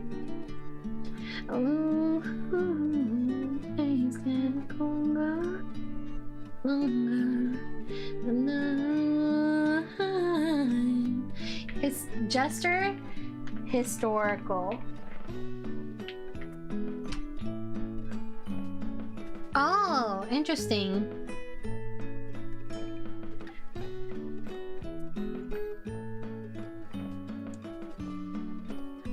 I think a lot of times, wasn't like the jester the only one allowed to like ridicule the king or like give advice sometimes because they had like the excuse of being a jester?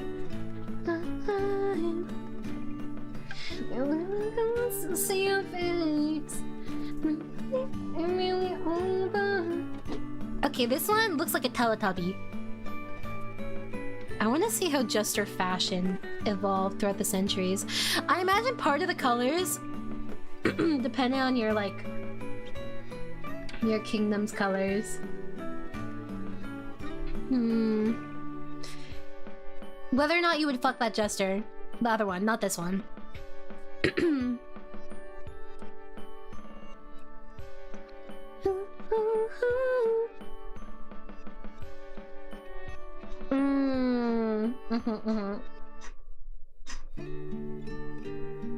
I wonder if there were jesters in Asia. Really over. Were there jesters in Asia?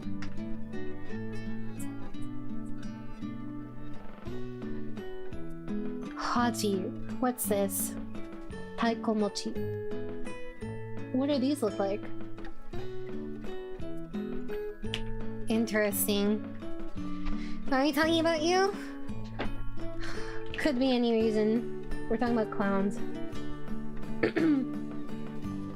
Oh, I see. Okay. Interesting. What is this one? Hachi. Historical.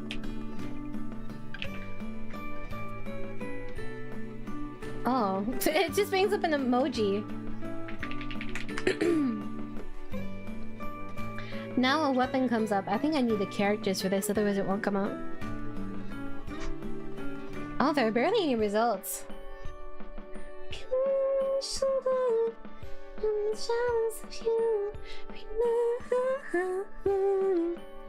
Why are you telling me it's a good time to insert ads? I don't care. Stop popping up.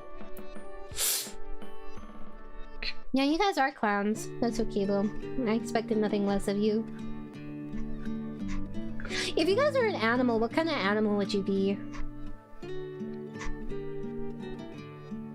I think I'd be a cat. A cat or a dragon. We've talked about this a lot, but I'm curious.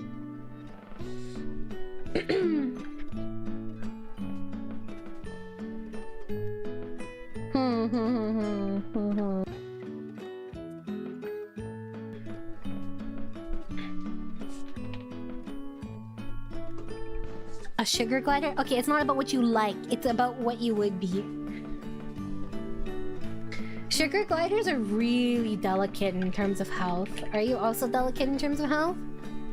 Hey, it's not about what you want to be. It's about what suits your personality. Either a snake or a dog.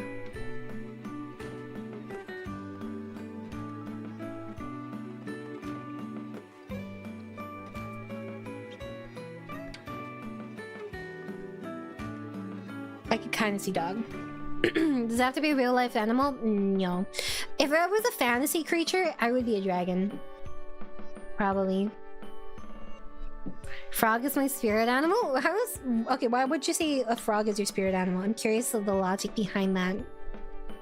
Most cats aren't affectionate? I think that's not necessarily true. I think it's just cats are very...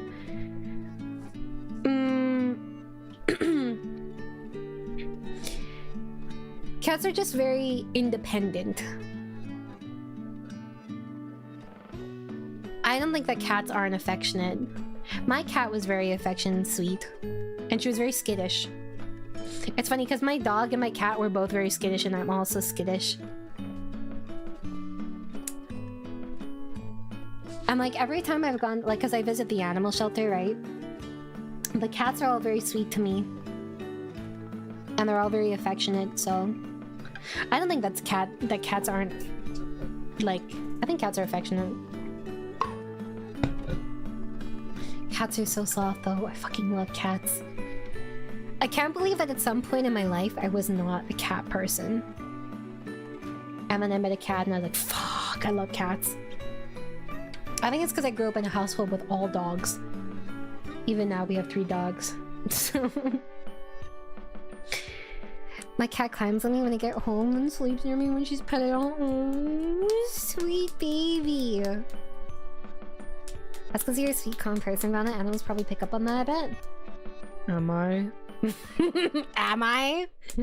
Would you guys describe me as a sweet and calm person? I don't know about that.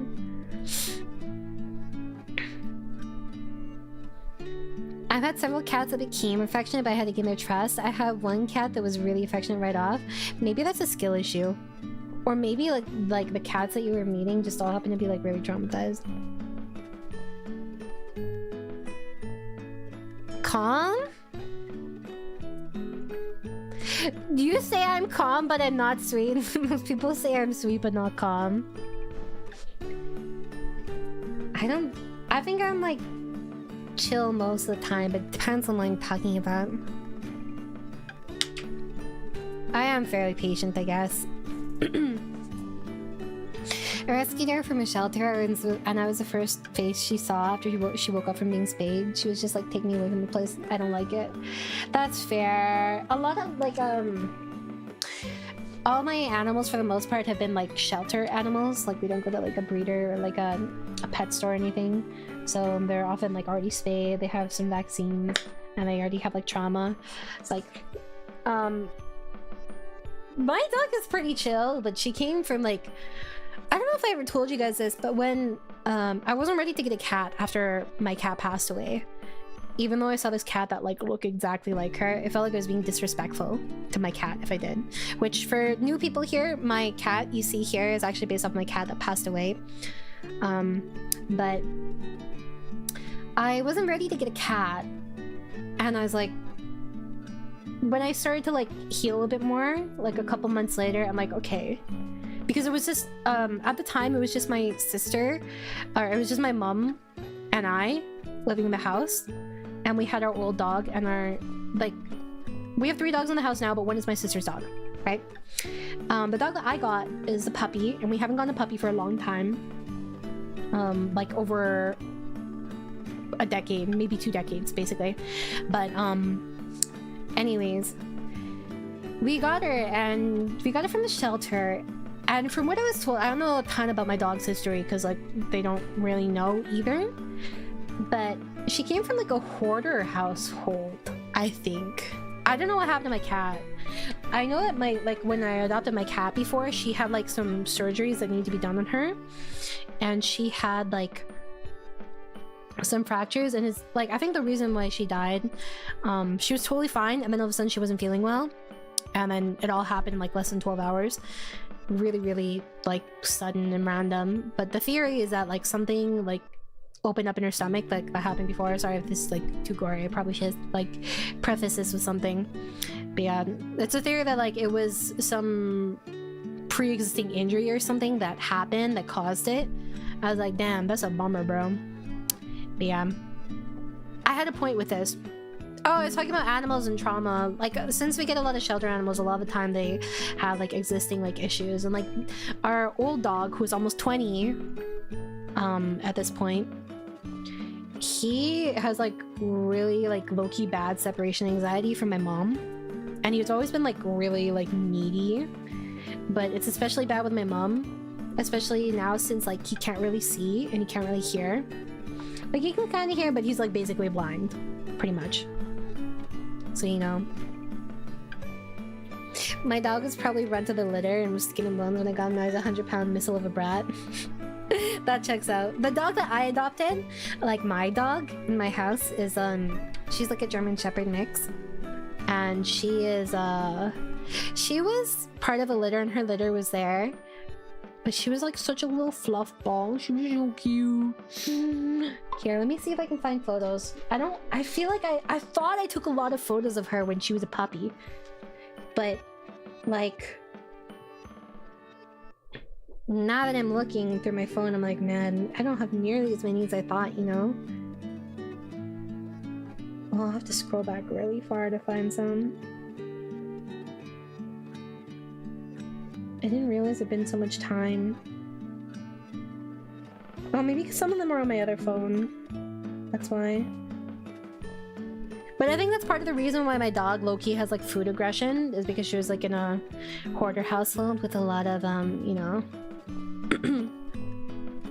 I personally think you should adopt, not shop, but it depends on your needs, right? Like maybe if you're on a farm, you need like a bred like what is it, livestock dog or something, and it depends on your household and what you guys need, you know? Like, who am I to judge? I do encourage adopting though when you can, and I personally would prefer people adopt, but obviously it's their life. What? Huh?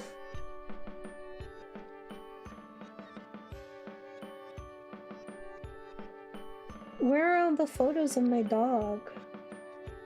No, don't tell me I lost them. What the hell? I'm so sad. I think they might be gone, bros. Or they're on my other phone. Because I'm looking at 2021 and there's not shit. This is so sad. She was so cute. Here, let me see if I can find something on the internet that looks like my dog.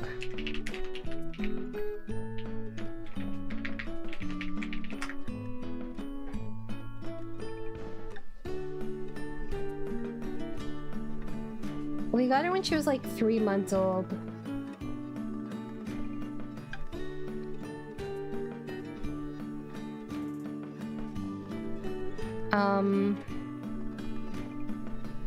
Okay, you know what? German Shepherd Collie mix.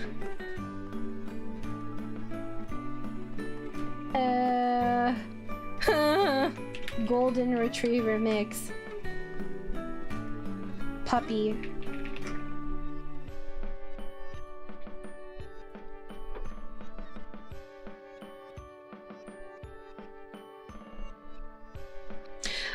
Okay, well this dog looks close to my dog.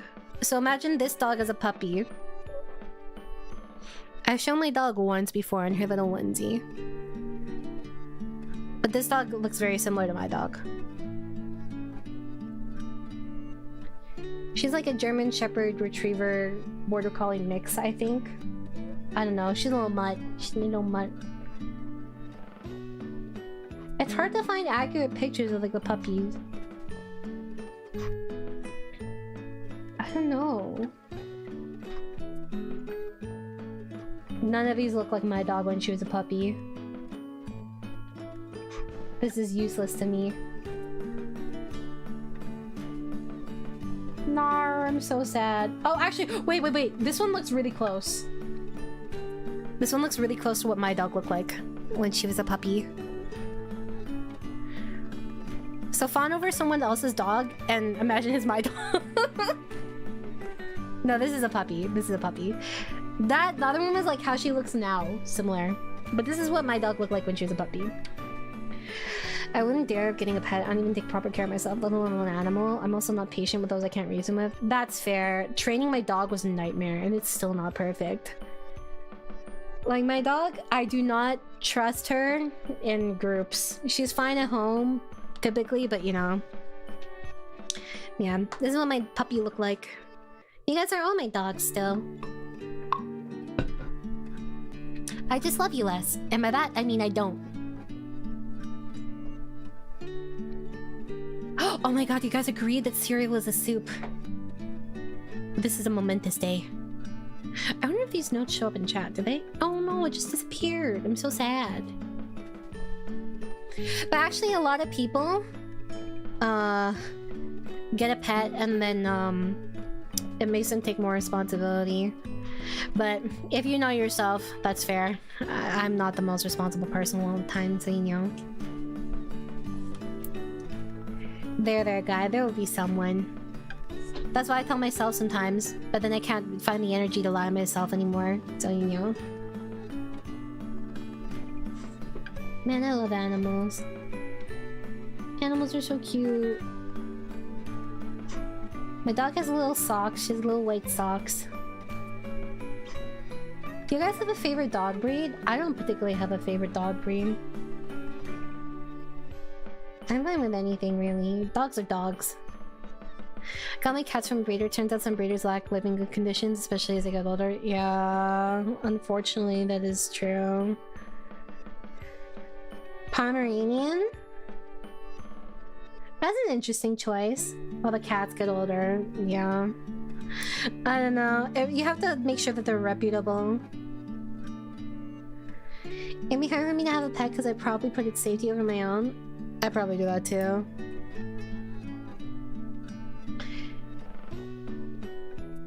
I don't know. I found like some trippy thoughts. Like, when my cat passed away before, I had like nightmares that she was still alive for like a couple months afterwards. And like, I thought to myself, you know what? If I heard like my cat meowing in my house, even if I knew that shit was a demon, I would go to it. I understand why people do stuff like that in movies now. When they know someone is dead but they follow it, I really do understand it. Like, there's like this feeling of like wanting to see someone just like one more time, even if it leads to like your ruin. So I get it. Bulldogs are cute. I mean, the bulldog. It's been a while since I've seen one. I think all dogs are cute though. Bulldog.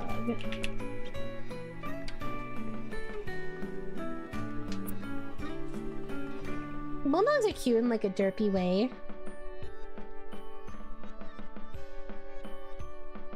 Is it like a barn cat getting in?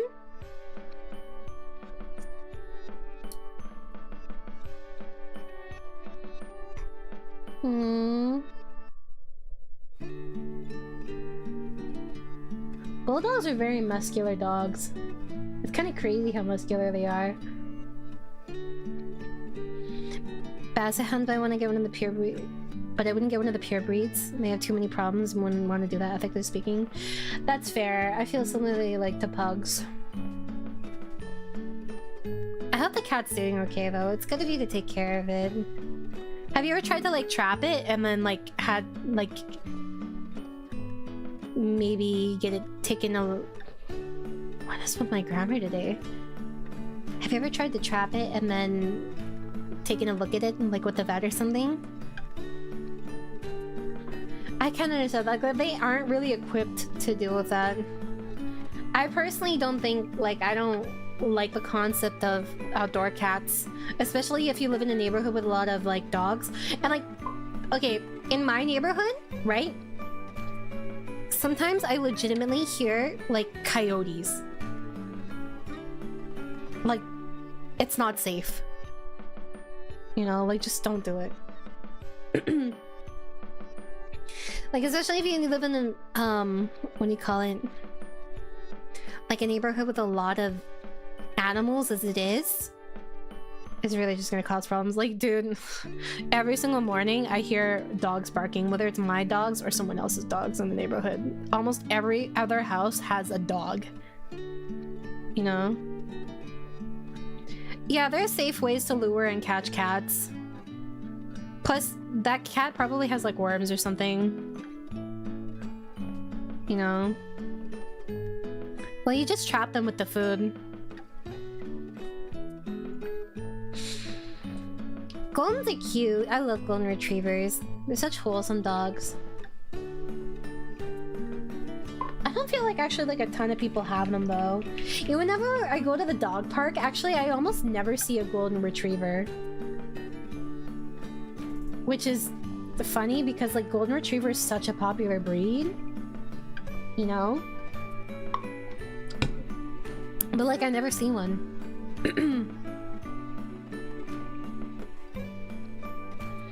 My boy used to be an indoor-outdoor, but after some reports of other cats getting eaten, and said my boy would be indoor only. Yeah.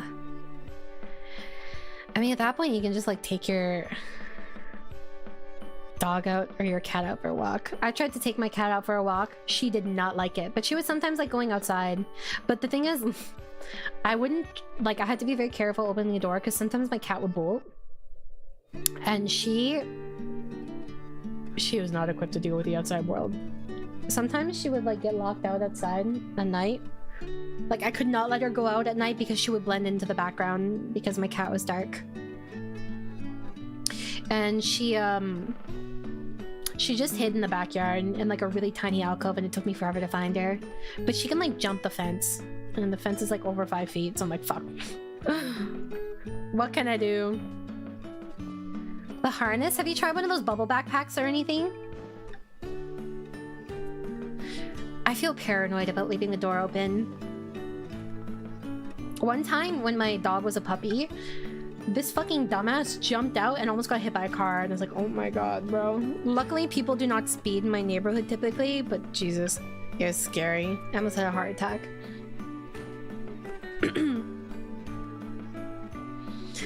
I'm also afraid that if I tried to trap a cat, he'll be afraid of a shelter here where it's mostly safe and run off. That's fair, I can understand that. Yeah, there are these like bubble backpacks where you can put your cat in, and they have like a little window. I don't know if they like it though, and they're kind of expensive. Ow.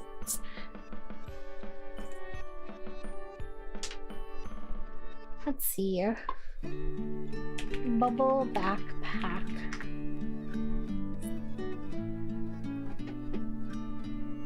But they look like this, or sometimes they have like a little special face window for them. Ha! I like how they just photoshopped the cat in there. They didn't actually put a cat in there. They just photoshopped it.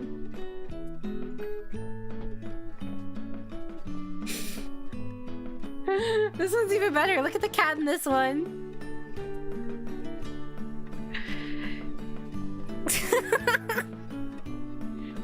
Wait, hold on. No, don't tell me it's not. Okay, there you go. Look at this one. This cat looks like it's high. Too much catnip.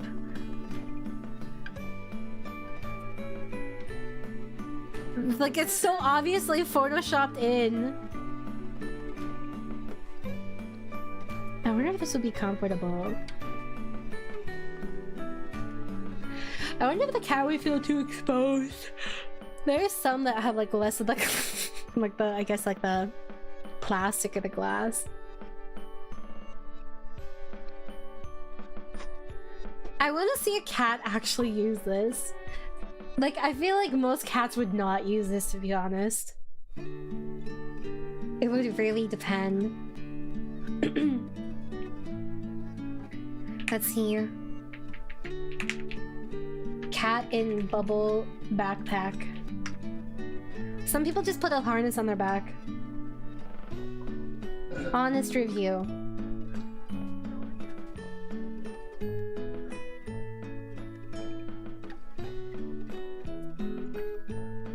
Oh, $15. Oh, that's just pretty cheap.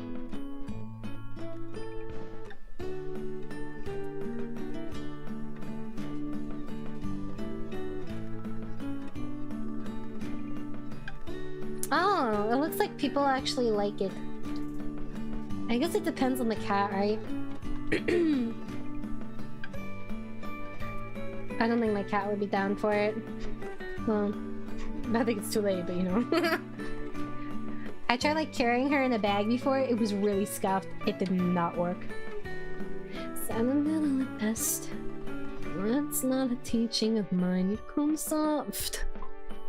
Would catnip work on cat girls / cat boys? I imagine so. I mean, I guess it depends, right? I don't know where I went wrong. A corgi backpack that's just him with his head out like a Tekken backpack coach. Is that kind of like Brody? Have you guys seen Brody, that dude? Or no? He's like a really big I think he's a golden doodle. He's huge though. And then he carries, like, his owner carries him on his back. Let's see. Brony that baby. Surprised. Surprised. Don't like you.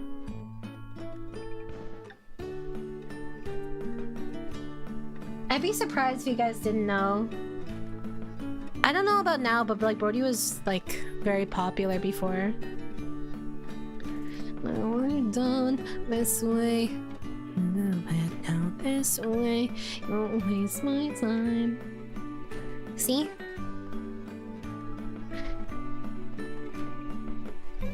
He goes in like a big backpack, and he's basically his size.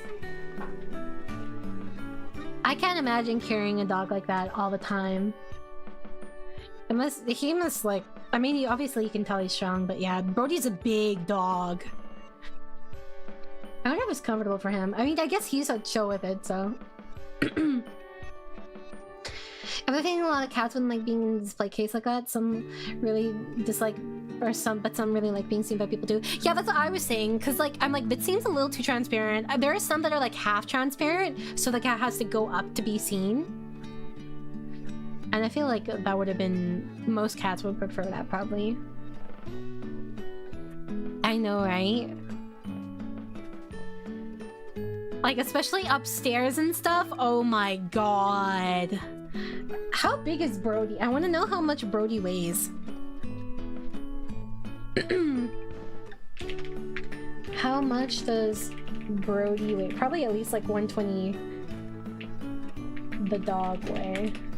Like goodbye. Oh, he's only 90 pounds?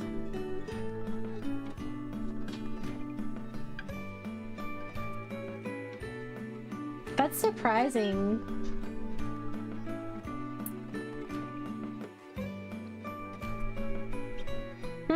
I thought that he would weigh more. But I guess not. Because Brody's a really fucking big dog. Because even like my dog only weighs like 60 pounds. So 30-ish pounds? Isn't that a little chonky for a corgi? Have you been giving him too many treats? I don't know, maybe corgis are different because of like their build, so they weigh more. I'm like 30 pounds seems like a lot. I don't know though.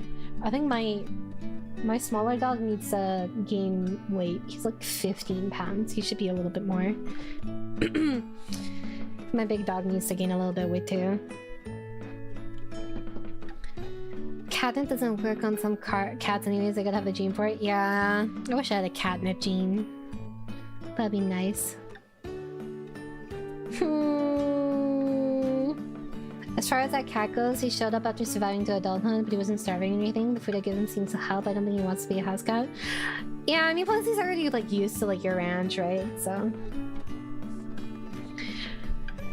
it seems like he's already like a barn cat. I think barn cats are a little different because like they're like our feral cats, because they have more survival instincts than like domesticated cats, in my opinion.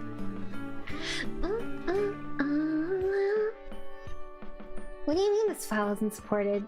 Shut the fuck up, you liar. Lies. Liar. I don't know. I'm not gonna lie, guys. I yapped for a lot longer than I thought I would. I thought I was only gonna stream for like an hour today because I was feeling really eepy, but I ended up streaming 2 hours. I remember the days when I used to stream Sekiro for 8 hours. Now I'm old. What happened to me, chat? Rana on catnip sounds like an interesting time. I mean, you guys have seen me drunk, so... Good night. Are you going to bed? Or am I going to bed? Maybe I should go to bed soon. I say as I woke up a few hours ago. I just like talking about anything. Do you guys feel like you're the kind of people that can talk about anything? Like, if, like, in your naturally talkative state. I'm not talking about, like, IRL or, like, whatever. Just, like, whatever. I feel like I'm, like, a... I don't know if it's, like, a ADHD or whatever. If you're wondering, I'm diagnosed with that. I was diagnosed when I was 18. No, but the funny thing is, right? I take this as a compliment, but sometimes it confuses me. My yapping streams are always my most popular streams. Like, the streams where I'm just talking and I'm not doing anything else are the most popular. Like, I don't understand that. Because I feel like, I don't know if it's because people, like, value interaction or what. But I mean, I'm interactive, like, either way. Does captions actually work on my stream, though? There's a lot of topics I fall flat because I don't know anything about them. Yeah, but I think there's, like, a desire to learn that will help you. You know? For me, personally, I can ask whatever. You just need to, like... I don't know. I don't know how my brain works. I just get curious about everything. It doesn't need to be about something that I particularly know about, but I think that also someone, if they're a good conversationalist, even if it's something that you don't know anything about, right? They'll find a way to make it relatable for you, you know? They'll find a way to make it something that you can engage with and feel like a personal connection to, you know what I mean? For example, like, I don't really know that much about science, right? But like, there's a lot of ways that science relates to the world around us and like relates to something in your personal life, you know? Even if it's not super obvious, there's science in fucking literally everything. So like, even if you don't know like the intricacies of it, there's a way to bring it out in you, you know? Good night, Anna! Rest well, sweet dreams. There will be a way... we will find a way to argument for or against cannibalism. Okay, I'm just saying... If they really love me, they would eat my body after I die. I try to do that when I'm talking about science or engineering or stuff people might not have a personal experience with, I think. Then that means like you're a good conversationalist for the most part. Or at least you make the effort, you know? I know though, because you guys listen to me yap about stuff you're not interested in. Like whenever I talk about BL or anything, you guys still listen. I don't know why. I'm more so better at listening than talking. I'm very ignorant, so I usually try to ask questions to keep a convo going. I think that's how it should be though. Like there should be like a mutual effort. You don't want to be diabetic, but it tastes like strawberries. Also, you're not my lover.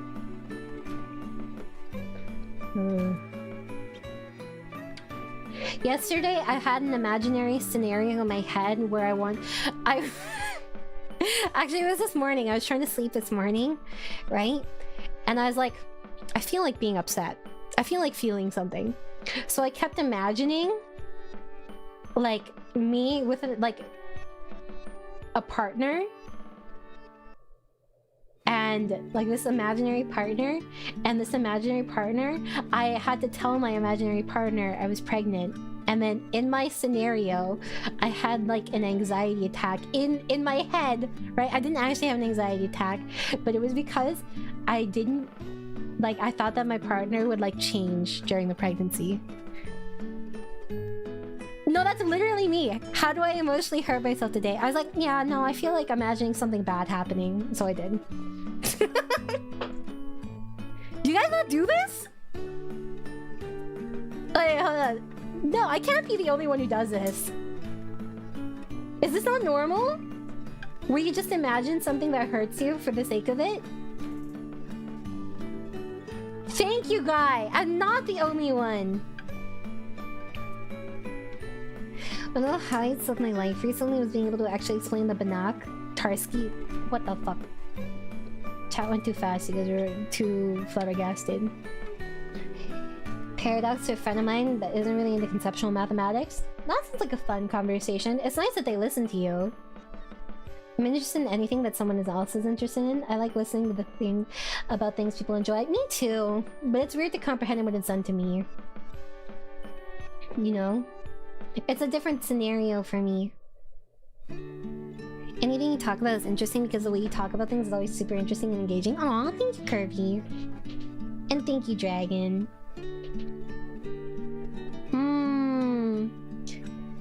Usually it's to give me raging strength in a fight that I made up. Is this like hours later in the shower for you, Fury? I do think about the morality of my life during the lunch break and wonder if I'm doing enough in my life. Then I laughed off with random internet clips. I do all the time! I get you, Shinon. I'm the same way. I've had what if scenario brainworms if it transpired IRL, not actual fantasy. What is the difference? What is the difference between those? Is it like the details? I think for me, I don't really feel emotions a lot, so sometimes I like to purposely feel them, even if it's like pain, because pain is the easiest emotion to feel. Don't you think? At least for me, feeling something that like would make me happy is significantly harder than feeling something that would make me sad. So I like to watch sad things. But I also like seeing like I think like sad media with a happy ending is my favorite. It feels hopeful that you can go through all that like and go on that emotional roller coaster and then like things turn out okay. You never imagine a bad scenario and get worse because of that? You mean imagine a bad scenario and get worse because of that? What do you mean get worse? A lot of my nightmares seem like my brain is trying to hurt me. I don't actually know what the psychological manifestation of a nightmare is, because your dreams are just sorting out information, right? So it's like a nightmare sorting out anxieties. But the thing is, in a lot of my dreams, I'm getting limbs cut off, or my nightmares, or I'm getting eaten. Sometimes that happens. But the thing is, I can feel pain in my dreams, and I can feel like taste and pleasure and other things. So it's quite unfortunate. It makes me sad. Others can't hurt me if I hurt myself first. It's so true. Mental what ifs and fights in the shower. Everyone does that, I think. But I think it's a little different. I know when I was dumped, I had arguments in my head about how they didn't treat me right and I deserve better. I do that too, though! Because sometimes I go through, like, arguments I have with people that, like, did not validate me and my experiences with them, like, negative experiences. And I'll go through them in my head, and then in my head, they'll be sad and they'll regret it. And even if they did that IRL, it wasn't enough. They need to feel worse. Because they fucked me over. But then when they actually do feel worse and they do like beg, I feel bad when it actually happens.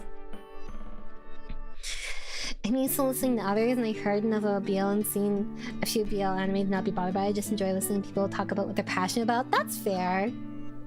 It's nice to like see people enjoying things, you know, and be in their element. I think that's like one of the sexiest things that like a person can like you can see from someone, them being comfortable and like competent in their element, you know what I mean? Is it impressive hearing how fast you read and respond to chat? I'm actually pretty slow today. But thank you, Blue Jay. I can mostly shut down intrusive thoughts when I'm awake and able to consciously think, but I'm vulnerable in my dream. You don't wrestle control back in your dreams? Sometimes I let nightmares play out just to see them play out. Happiness inherently sets you up for sadness afterwards? I mean, is that what is left when sadness is, or when happiness is gone? There's a state of neutrality, don't you think? I think so.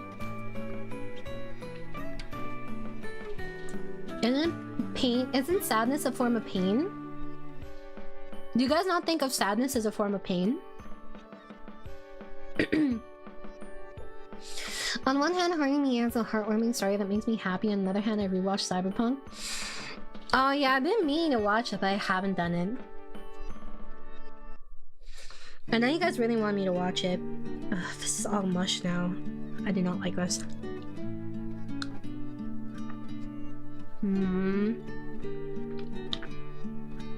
Have you not had vivid nightmares?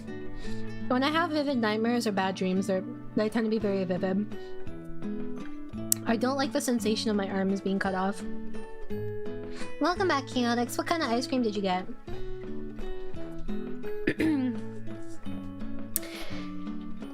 The last nightmare I had, I was picking splinters and shards on my teeth. Ah, that sounds painful. For me, I don't know if there's a trend in my nightmares. I haven't really had any nightmares or bad dreams in a while. I've had stress dreams, but I wouldn't say that they were like as violent as they typically are. No.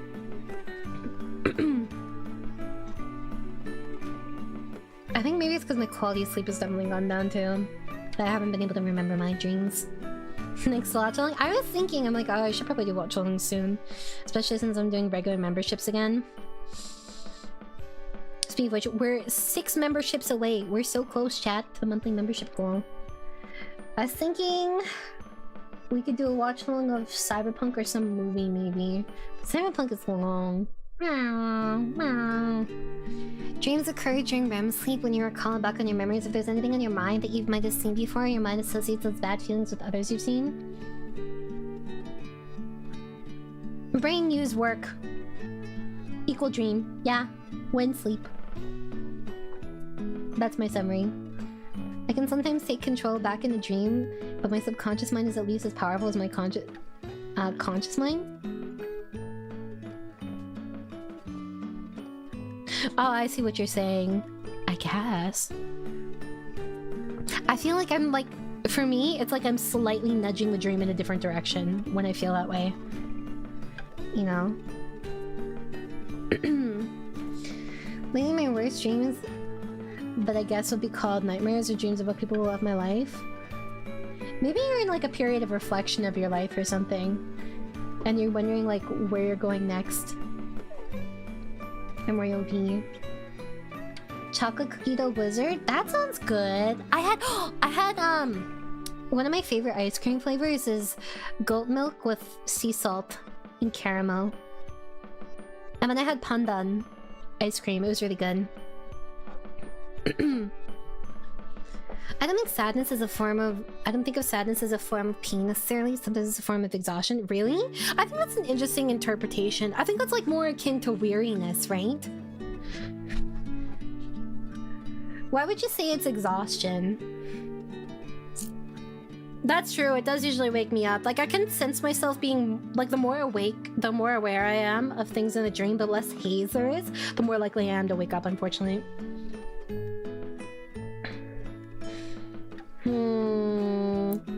Now I want more ice cream. If I want to cry, I'll go watch Here Eternity. I was thinking of finishing the 2nd season. I'm still not caught up. I'm like around episode 17, I think. It makes me so sad. It is very sad. It's not as sad as I thought it would be, but still, it is sad. I think one of the saddest arcs for me was like Gugu and what was the older lady? Something. Pioran? I think Pioran. What a Chad. That was some bullshit though. I just got here with my first stream here. What is your first impression? You came in an interesting time. I feel like people get the most unhinged impressions when they come into my streams. I had another nightmare where I sat next to a freezer which had chunks of my brain and I had to hand them and cram them back in a hole in my forehead before the brain damage is permanent. That's actually a really cool concept. Can you imagine the illustration for that though? That would be sick. Your dream is cooking, but it's also freezing, so... It was nice. It was like, it was really mild. I like the slight, almost cheesy flavor with pandan. It's quite nice. It's a seasonal flavor though, so I don't think I'll get it too often anymore, unfortunately. I'm using all my brain power to read chat. I have to like filter. I'm like, how long should I respond to this for? What should I respond to this with?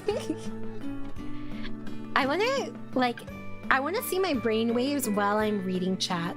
and thinking about things and like registering a lot of information and remembering who said what and like when, you know. The only nightmare I think I've ever had were the ones of me falling for some reason. I don't have too many falling dreams typically. I don't think so. I don't remember the last dream I had either. Maybe thanks to listening to various ASMR to sleep. I don't really listen personally to ASMR. What I listen to is the same Let's Play playlist over and over. But recently I've been finding that I really feel suffocated listening to them. Like I feel like I need more options.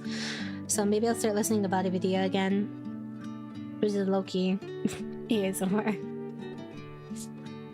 But like for example, I'll listen to like the same Skyrim like or Oblivion Let's Plays, or I'll listen to like Call Me Kevin's Sims playlist, or Paul Soares Jr. I don't really watch Paul Soares Jr. anymore. I think part of the reason I don't listen to his playlist anymore is because he doesn't upload as often, and when I listen to his stuff I just get worried that he'll stop, even though I don't watch his newer stuff as much, you know? Like it's more associated with like a sense of anxiety now, I think. So yeah. My first impression of you is that you're funny. You've been here a while, Blue Jay. Well, when was do you remember your first stream? Ow, more wood from my teeth. I don't know if my nightmares are surreal. They do feel vivid, but that's it. I don't think it's quite the same. Unhinged but adorable. I feel like I've definitely gotten more unhinged over the past 6 months.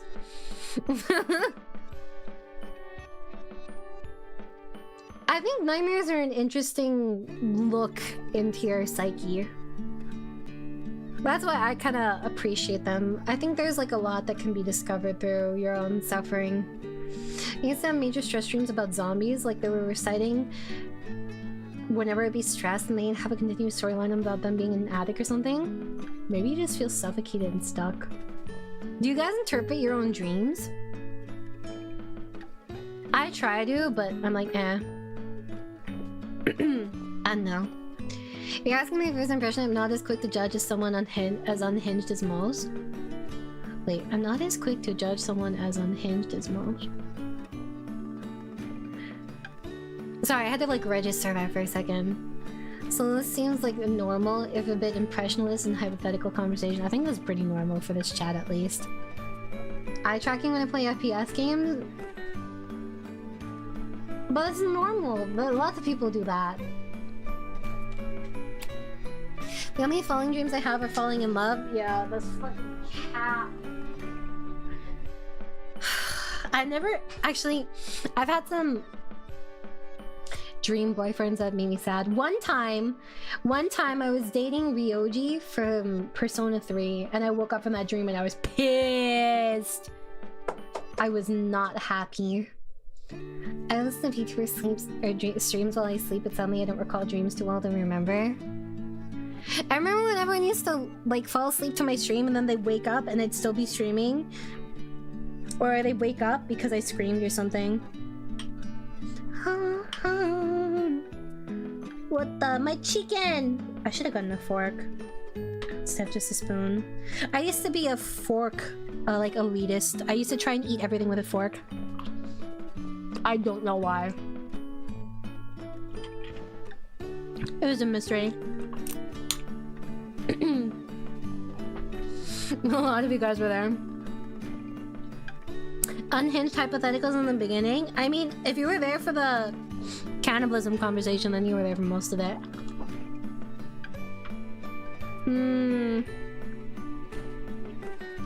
A home invasion? Those ones are scary.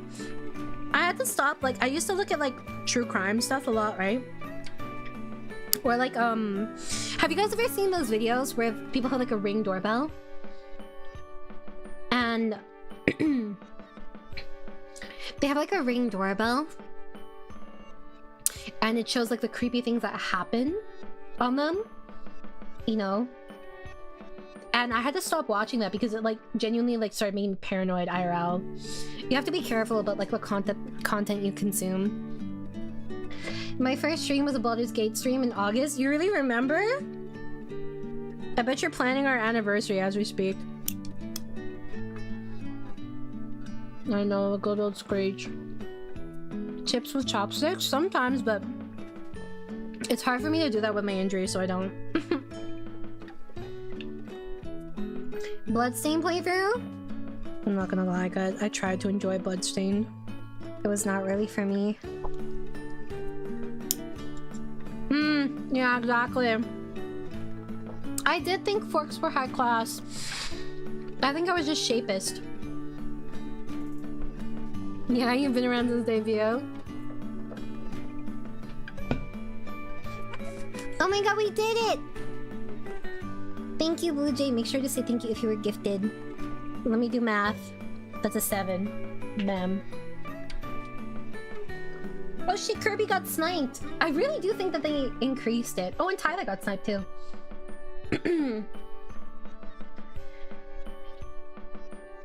Oh, and Sheena?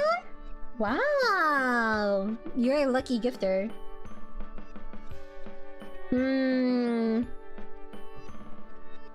People come on the door camera and start being creepy or looking like they're on drugs. Yeah, there are a lot of people that come up with like a knife too and like a clown outfit.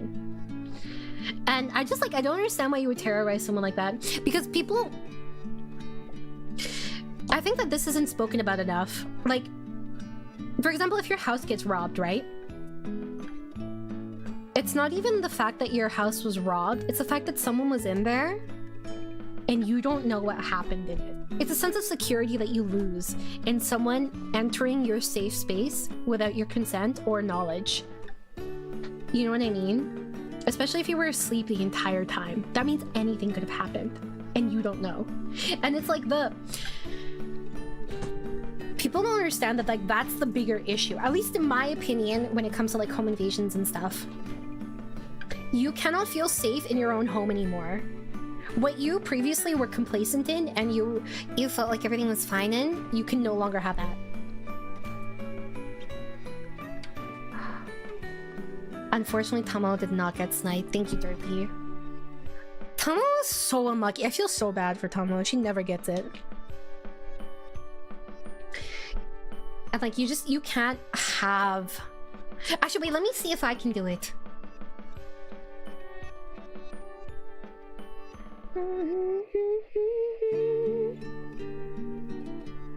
Where is it?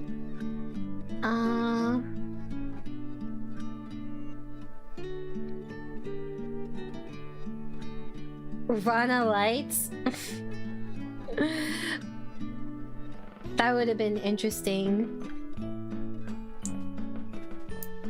Let's see here.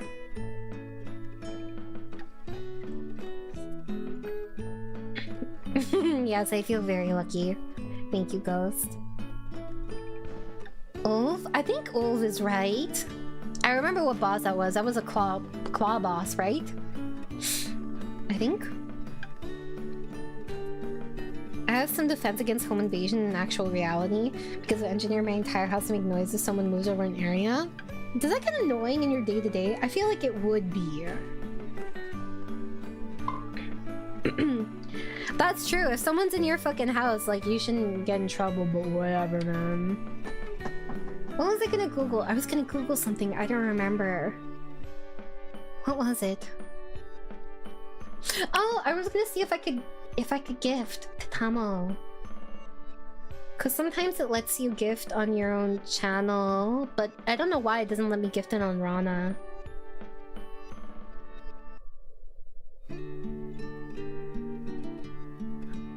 Membership gifting. No, it doesn't let me do it! That's so stupid. It's definitely been over a month. It's definitely been over a month! You're full of shit.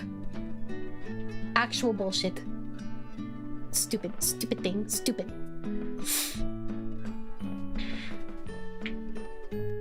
This upsets me.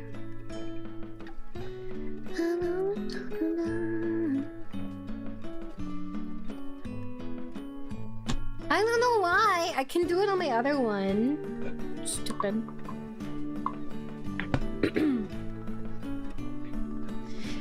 I need to lock the doors. If someone comes in here who's not supposed to, they're gonna make a lot of noise and not realize it.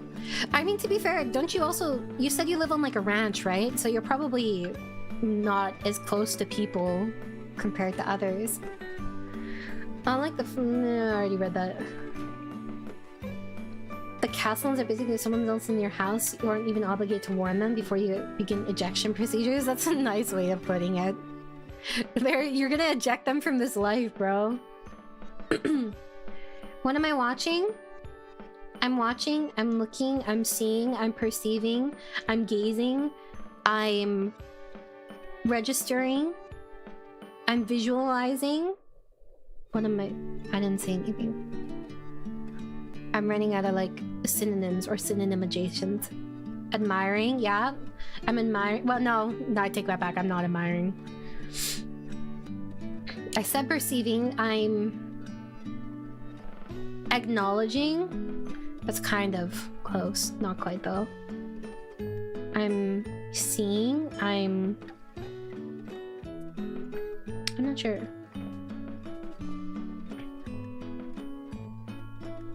I'm not sure.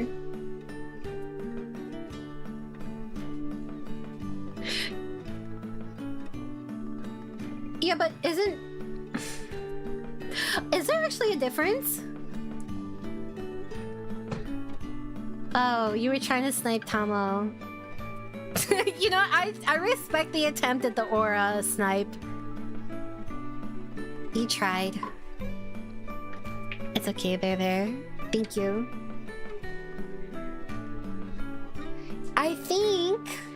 I guess there is a difference. Because one is technically not breaking in, it's just trespassing, right?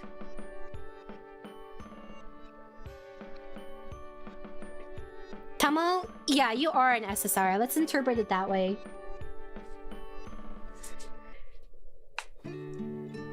I think... sleepy. I was saying something, but I don't remember what. Oh, you're saying that one is technically just trespassing, right? If they don't break in?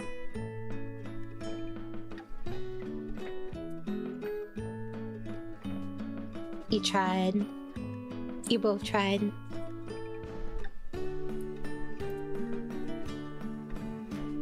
Unlucky. I respect it.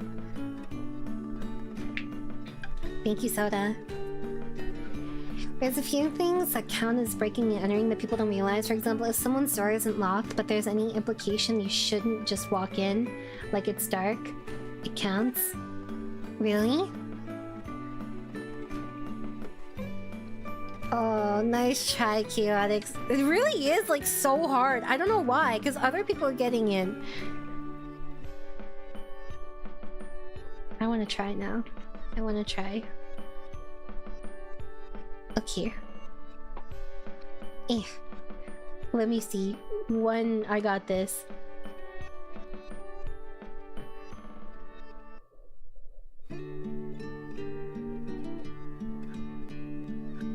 Who'd I get?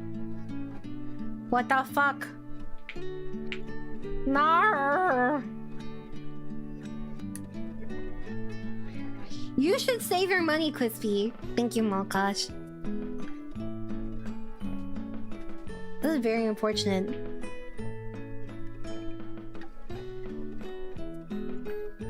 No worries, I hope you're doing well, Yui. What's up, Fiona? Long time no see. I hope you're doing well. You know, sometimes it's like if they've just been in chat once, and some people are just lurkers. So, like, you don't see them talk, even if they're there a lot. No. Possible brownie cat. Oh shit, maybe you're right. But Tomo has been gifted before. I don't think she changed anything. Oh, peppers! Yeah. Got jump scared. I subconsciously thought it was a carrot. I don't know. Haha, you made an unfortunate purchase. I'm alive, and that's the bare minimum and the bare maximum in my life, so, you know. It do be like that. I'm glad you're doing okay, though. I'm not a fan of peppers. I don't like the texture. It was very sad. I was happy about Snipe before. If only they could last forever. Unlucky. I've seen the Snipe. It is possible. It's just super rare. How many did we go through before? We went through over like 100 before and... Wow. No, that's crazy. That's crazy. Thank you, Derpy. Yeah, please take my peppers. I don't want them. You mean fajitas? I would pick them out. I feel like if they were roasted, it'd be fine. But like, regular cooked peppers, like, I don't know. The texture is disconcerting for me. Good night, Blood Mage. Rest well now. Don't go into debt. I'd be sad if you guys went into debt. I need people to give me sustainable money. Not go into debt. I'm about long-term investments, guys. You guys are long-term investments.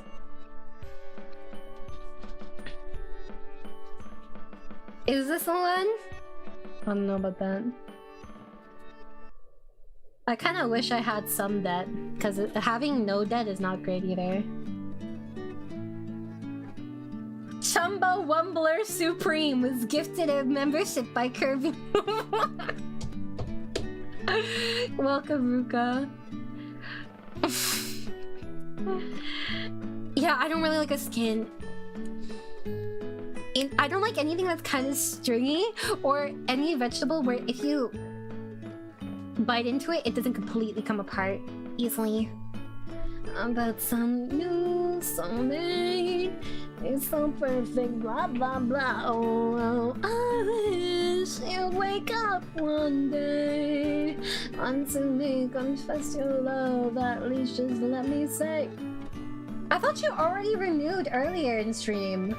Oh no, this is your renewal message. Welcome back, Crispy. Thank you, Ruka. Same to you. Well, she cares about us. Well, our bank accounts at least. I think... For me... Oh, what I'm listening to is actually the, It's a cover from Good Kid, and it's really fucking good. It's kind of like a punk-ish version, or like alternative version. I don't know. It's really good though. I highly recommend listening to it. Welcome, Aki. How's work? Oh shoot! I dropped my rice on the ground. Uh-oh. No. Exactly. If it's diced really fine, it's whatever. It's not great, but you know, bleh. We were trying to snipe Tomo, and instead we got Chumba Wumbler Supreme instead of Tomo. Lots of downtime again? Isn't that good though? Or no? Or do you mean like people were being slow? Don't you feel it, so confess I loved you from the start. The name was indeed funny. I appreciate that sentiment.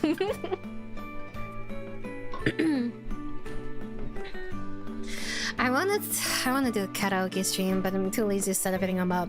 Cause there's like the desync I have to deal with from like Reaper and shit. As well as like OBS and as well as the lip syncing. It's really annoying. Yes and no. Downtime means overtime at the end of the week because the machines aren't working.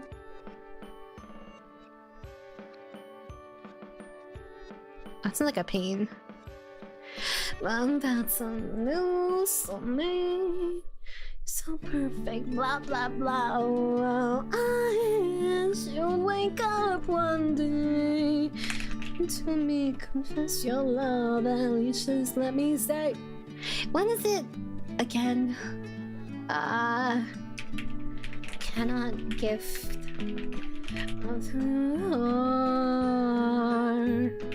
to myself. Don't you feel it to confess I loved you from the start? I really don't know why I can.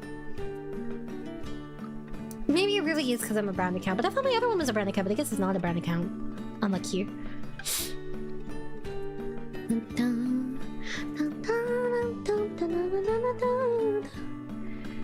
The Zats has been fun at least?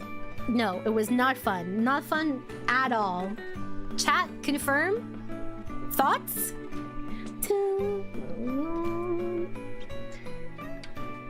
You've been shadow banned a couple times. I know. I don't know how many people have been shadow banned, but I know Rabbit in the past complained about being shadow banned multiple times. Maybe it's because he's a furry. Or at least I assume he's a furry.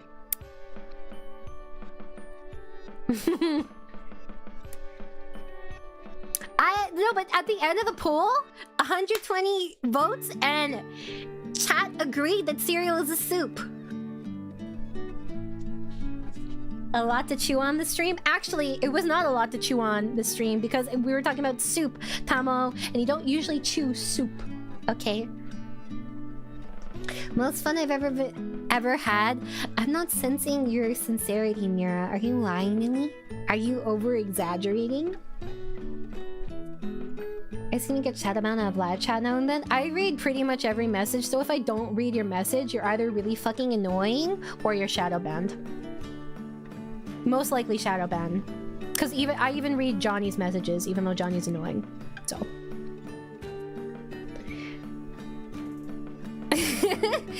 Unfortunately for all of you, I haven't been shadow banned yet, but you're kind of like a ghost.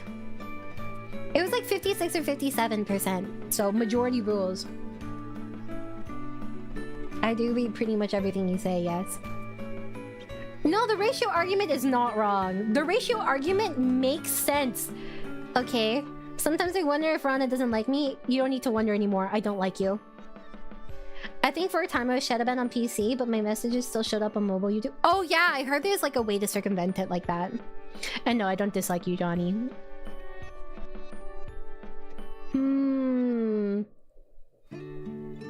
I'm gonna cry? Film it. I think it's funny to watch. Remember my comments would get filtered all the time on chat?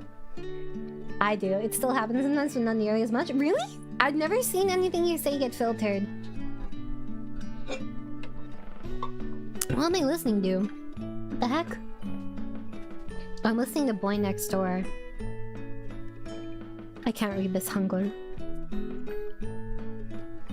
This is my spring summer playlist. I try to listen to it without looking at the 2 feet of snow that's outside right now. It makes me feel better. It doesn't really work. I lied. Johnny says the most random shit. I felt like I offended Johnny one time when I was like, it sounds like what you say is AI.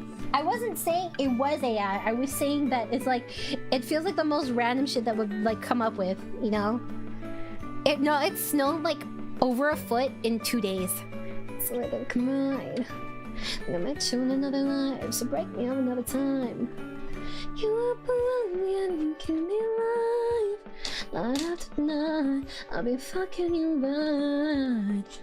Yeah, no, it was like 2 feet of snow almost in 2 days. I was so sad. It was so close to being sunny, guys, but this is normal. Unfortunately. Are you guys AI? Oh my god. What if I went to Streamer University and I got accused of plagiarism or writing my chat essay with AI?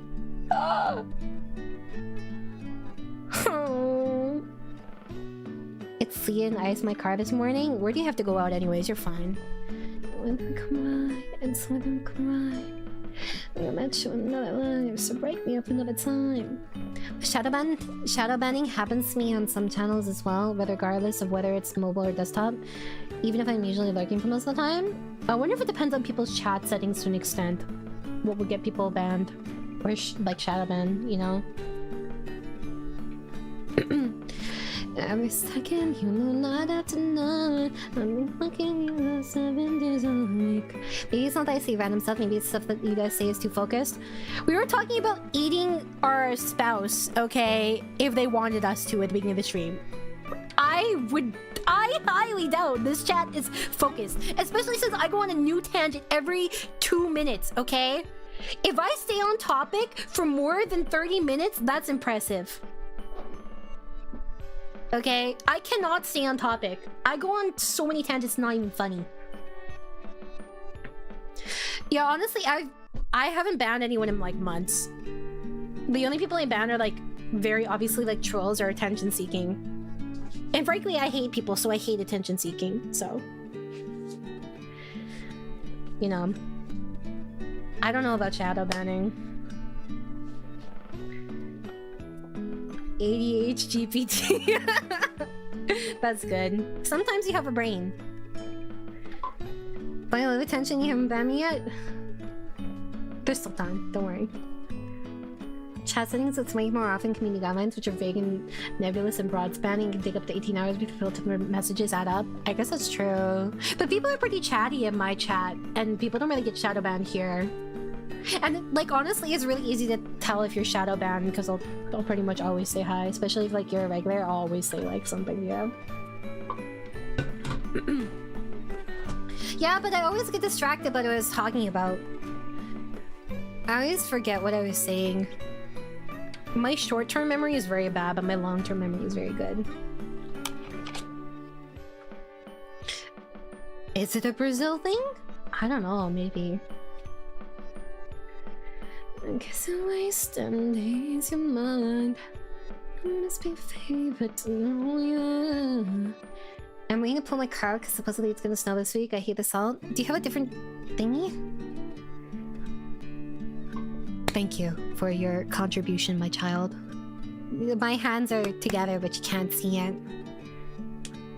Tendons are proof of your quality chatting, really? Is this something people enjoy? I don't know.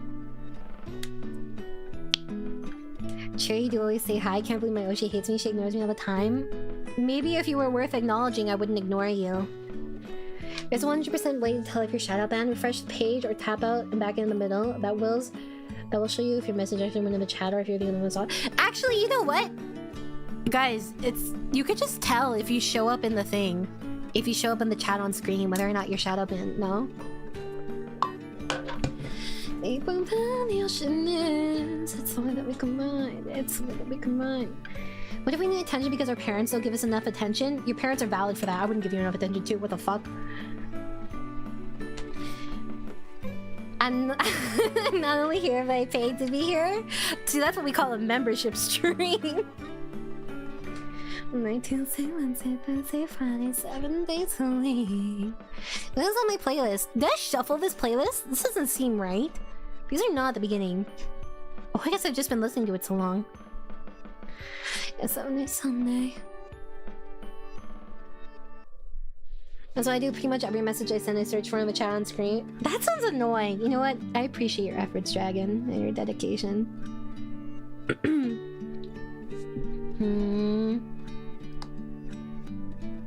I don't know why it's shadow banned so much. Maybe I should file my nails.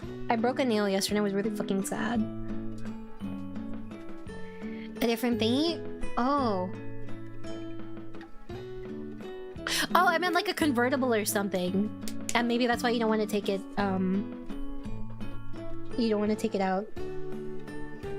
Oh, this nail isn't even. Arrgh.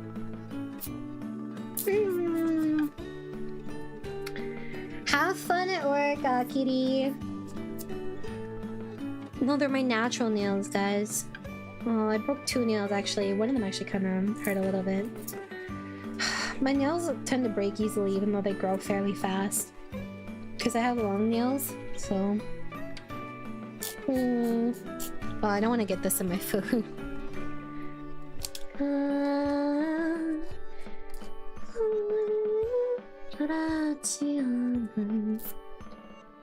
don't know what shape suits me. I kind of like the squarish with like the round. It's like, I don't know. It's a little sausage fingers, so I want to make them look a little slimmer, you know? Oh, I'm using the wrong side. Try to file in the same direction if you file your nails. Otherwise, it kind of... You're like the striations on your nails and it fucks with them. Need a boo-boo kiss? No, I need a restraining order. I need to stay 30,000 feet away from me. Huh. I can't tell, because like, the way my nails are shaped is a little strange, I think. I can't tell. I think... Because it gets a little bit wider at the top. It's not super even for some nails. I don't know what this is called. Is there a term for it? Wait, so you don't look convertible? What's your other car then? Yeah. This is not correct.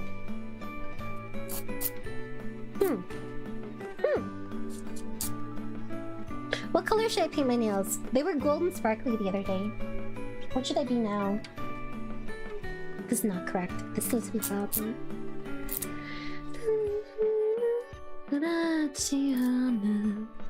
Well, part of the nail, the top of the nail is like bigger. It's like almost like flared out.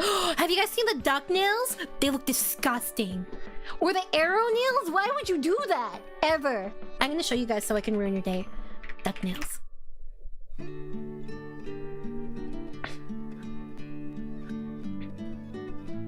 But the thing is, I could see how these could be like a realistic trend. You know? Like this trend, I can kind of understand even if I think it's ugly. You know what I mean? Not the specific design, just like the shape. I'm not a fan of duck nails. Have you seen the arrow nails?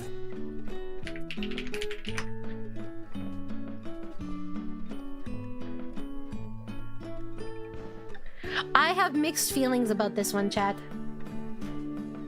The arrow nails, all like I can kind of see like a dystopian universe where like some Hunger Games shit where this looks good. And you feel like it's like, yeah, I slay with this. Because it's similar to coffin nails. Okay, it's not showing up here. 1 second. I think it looks pretty bad too, right? But I can see how like in some universe, this was a trend. It was this universe, unfortunately.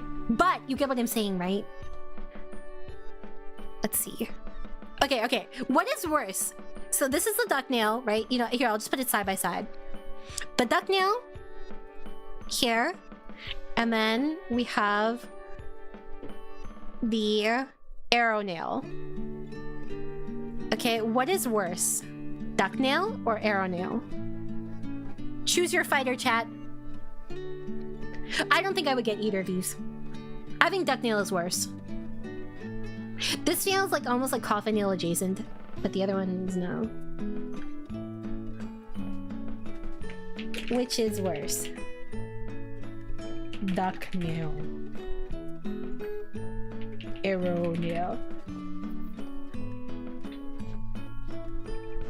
No, but isn't that annoying though? I think of like how it would be, like how it would feel to like use the arrow nail, and I feel like I would definitely, right? I would definitely like stab myself, or like imagine like you're brushing your hair, right? If you guys still have hair, and then you would like get it caught, you know? Like my depth perception would be fucked up. It does kind of feel Hunger Games like though. Yeah, definitely does. I don't know, it's kind of growing on me. The duck nails, ugly, but you would be surprised. Acrylic is very durable. Very, very durable. I went to a nail salon and I had like a terrible experience, and like I paid way too much. And they did not do a good job. They were fucking ugly. You guys saw them, right? The nails when I got them done for hand cam. Yeah, that was not worth the money at all. I'd rather do my own nails at this point.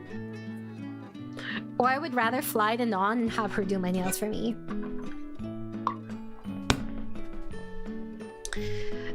I feel like I think that the arrow nails would be more likely to break because of like the surface area compared to the duck nails. It's real easy for them to chip in comparison, don't you think? Duck nails look like would be uncomfortable to touch things with. Dude, imagine scratching your eyes with the arrow nails.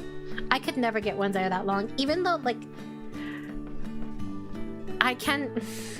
My nails, if they're like a centimeter off of my finger, that's still long. Yeah, Nana's good at doing nail art. Have you never shown it? I swear she's like posted her nails on Twitter and stuff before. Maybe I kind of want yuck here. Can pick your nose pretty easy. You would bleed 100%. Because like your nose is so fragile, like a little tiny cut, it hurts like a bitch. Speaking of which, I got a pimple like in between my nostrils, and it hurt like a bitch. I was crying. I was like, this is true fear right here. It was like the worst because my nose was itchy too. I already get bloody noses commonly. Are you sure that's like a... It could be a stress thing too. Have you looked at your blood pressure, Kirby? It was not great. Upper lip pimples are pretty bad too, but this was like slightly on the inside almost of the like edge of like the inner part of like the thing in between. I would say to be careful, but obviously it's not easy, you know? I think if you did it as gifts, it would be fine, but monetizing is a little bit different, Gideon. I'm sure you know that. I don't really get much acne now that I'm older. I'd be very sad if I did. What?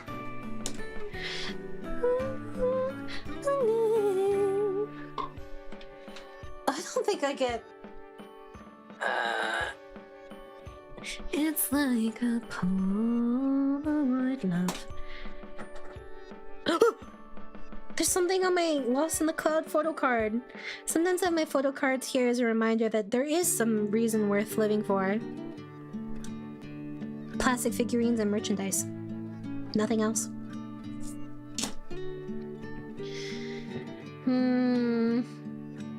I still get like pimples and like maybe like a cyst or something, but like it's not like acne. You know what I mean? Like to me, like acne implies like a little kind of conglomeration of pimples. There needs to be like more than one in a centralized location for me to consider it acne. I don't know if that's actually like the definition of acne though. Acne definition.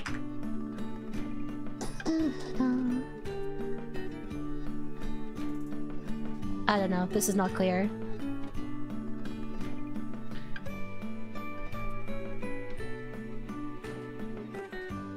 Nah, I don't think it's the same. I don't know.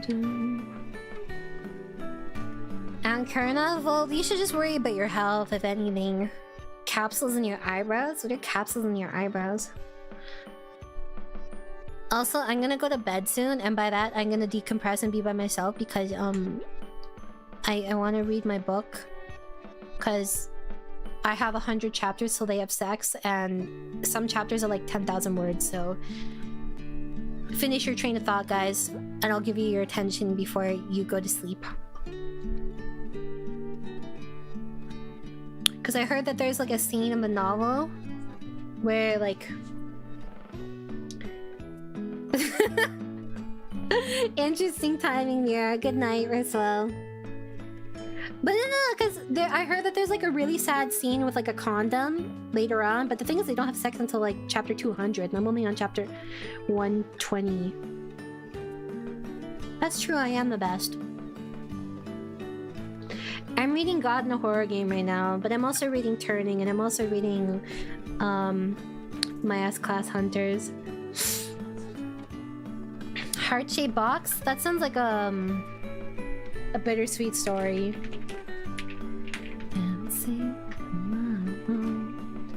Figure it out and get you home. Oh, is this a thriller? Oh, it's a horror novel. Interesting. That was my second guess. That checks out. Good night, Triad, as well. Yeah, don't forget to like this stream, chat. My thoughts, I respect someone who knows what they want. Yeah, I waited 200 chapters for one couple to kiss, okay? I'm now almost... What chapter am I at? What the heck? Am I on chapter 300 something and they still haven't had sex?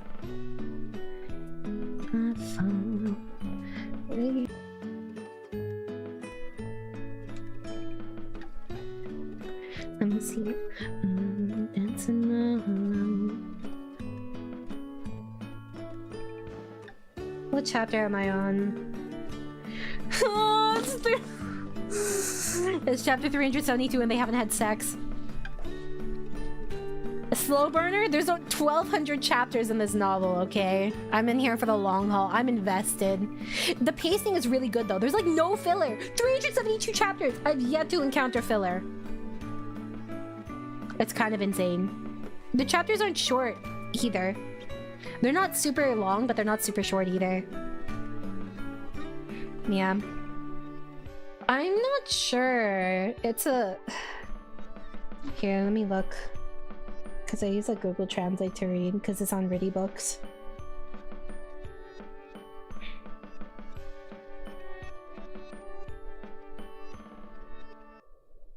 Am I looking at the right one?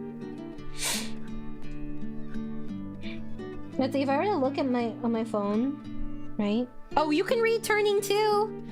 You can read Turning 2. There's like a sale. Guys, it's only 1,200 chapters. Think about it. It's such an... Okay, hear me out. Oh, hear me out. Hear me out. It's an Omegaverse, right? But it's really well written. There's a lot of political intricacies. Their slow burn is really good. Okay? It's really good. Trust me. It's really good. The world building is really interesting and they put up a lot of like effort into it. They develop side characters. Please. Let's see, how many pages is this?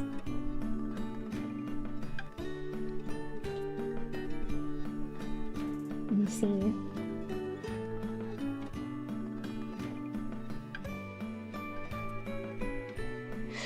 It's hard for me to say because it's in Korean. Like for example, chapter 11,121 is 8 pages, right? But that's on my phone and the text is in Korean, so I don't know.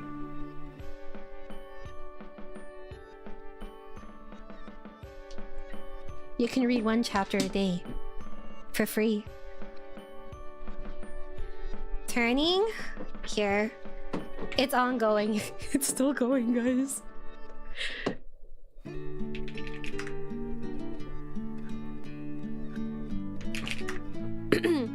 It's like a historical fantasy.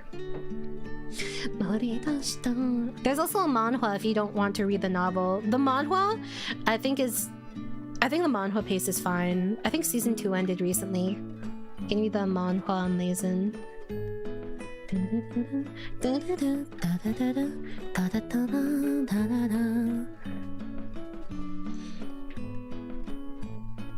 Look! Look! And if this sells it more for you, it's Black Cat, Golden Retriever.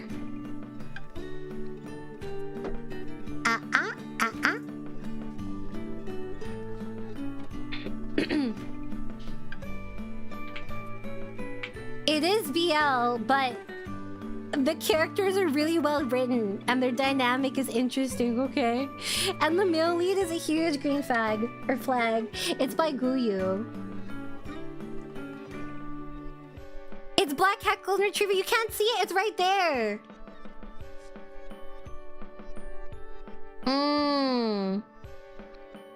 I said it's Omegaverse. I was transparent. But guys, please, it's so much more. It's so much more than just an Omegaverse. I would say that the Omegaverse element is like... It's very... Okay, to explain it, it's different from other Omegaverse in that the Omegaverse thing is actually kind of plot central. Omegaverse, it means Mpreg. We pray for Mpreg. So basically, there was like a red stone that hit the world, okay? And then afterwards, people started becoming like alphas and omegas, but they also started getting like powers. And they have like different abilities, like supernatural abilities. And they're called awakeners. So, does Mpreg give them power-ups? No, I wish though. Maybe we'll get Mpreg them.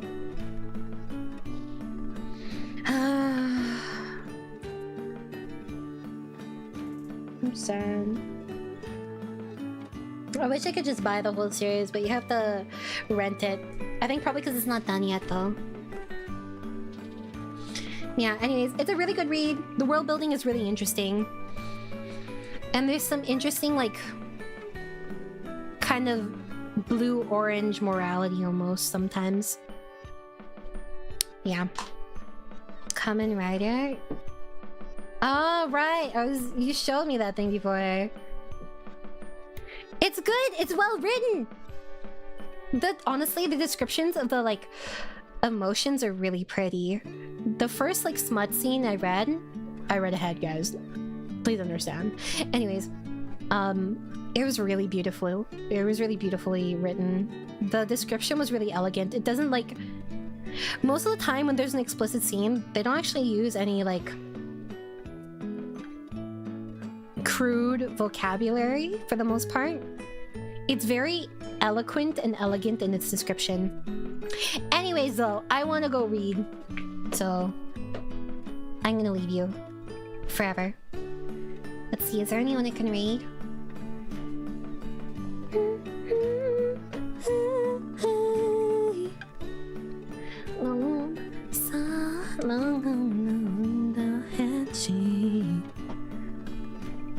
Yeah, forever and ever and ever. It'll go.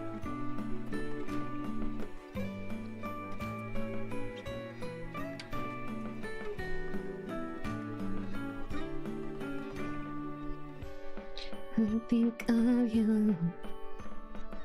Think of you. Maybe I love you. I need you forever. Oh, okay, okay. Yuki and Yuna are building some... I don't know what you would call this. Is this like diamond art, almost? Kind of. I'm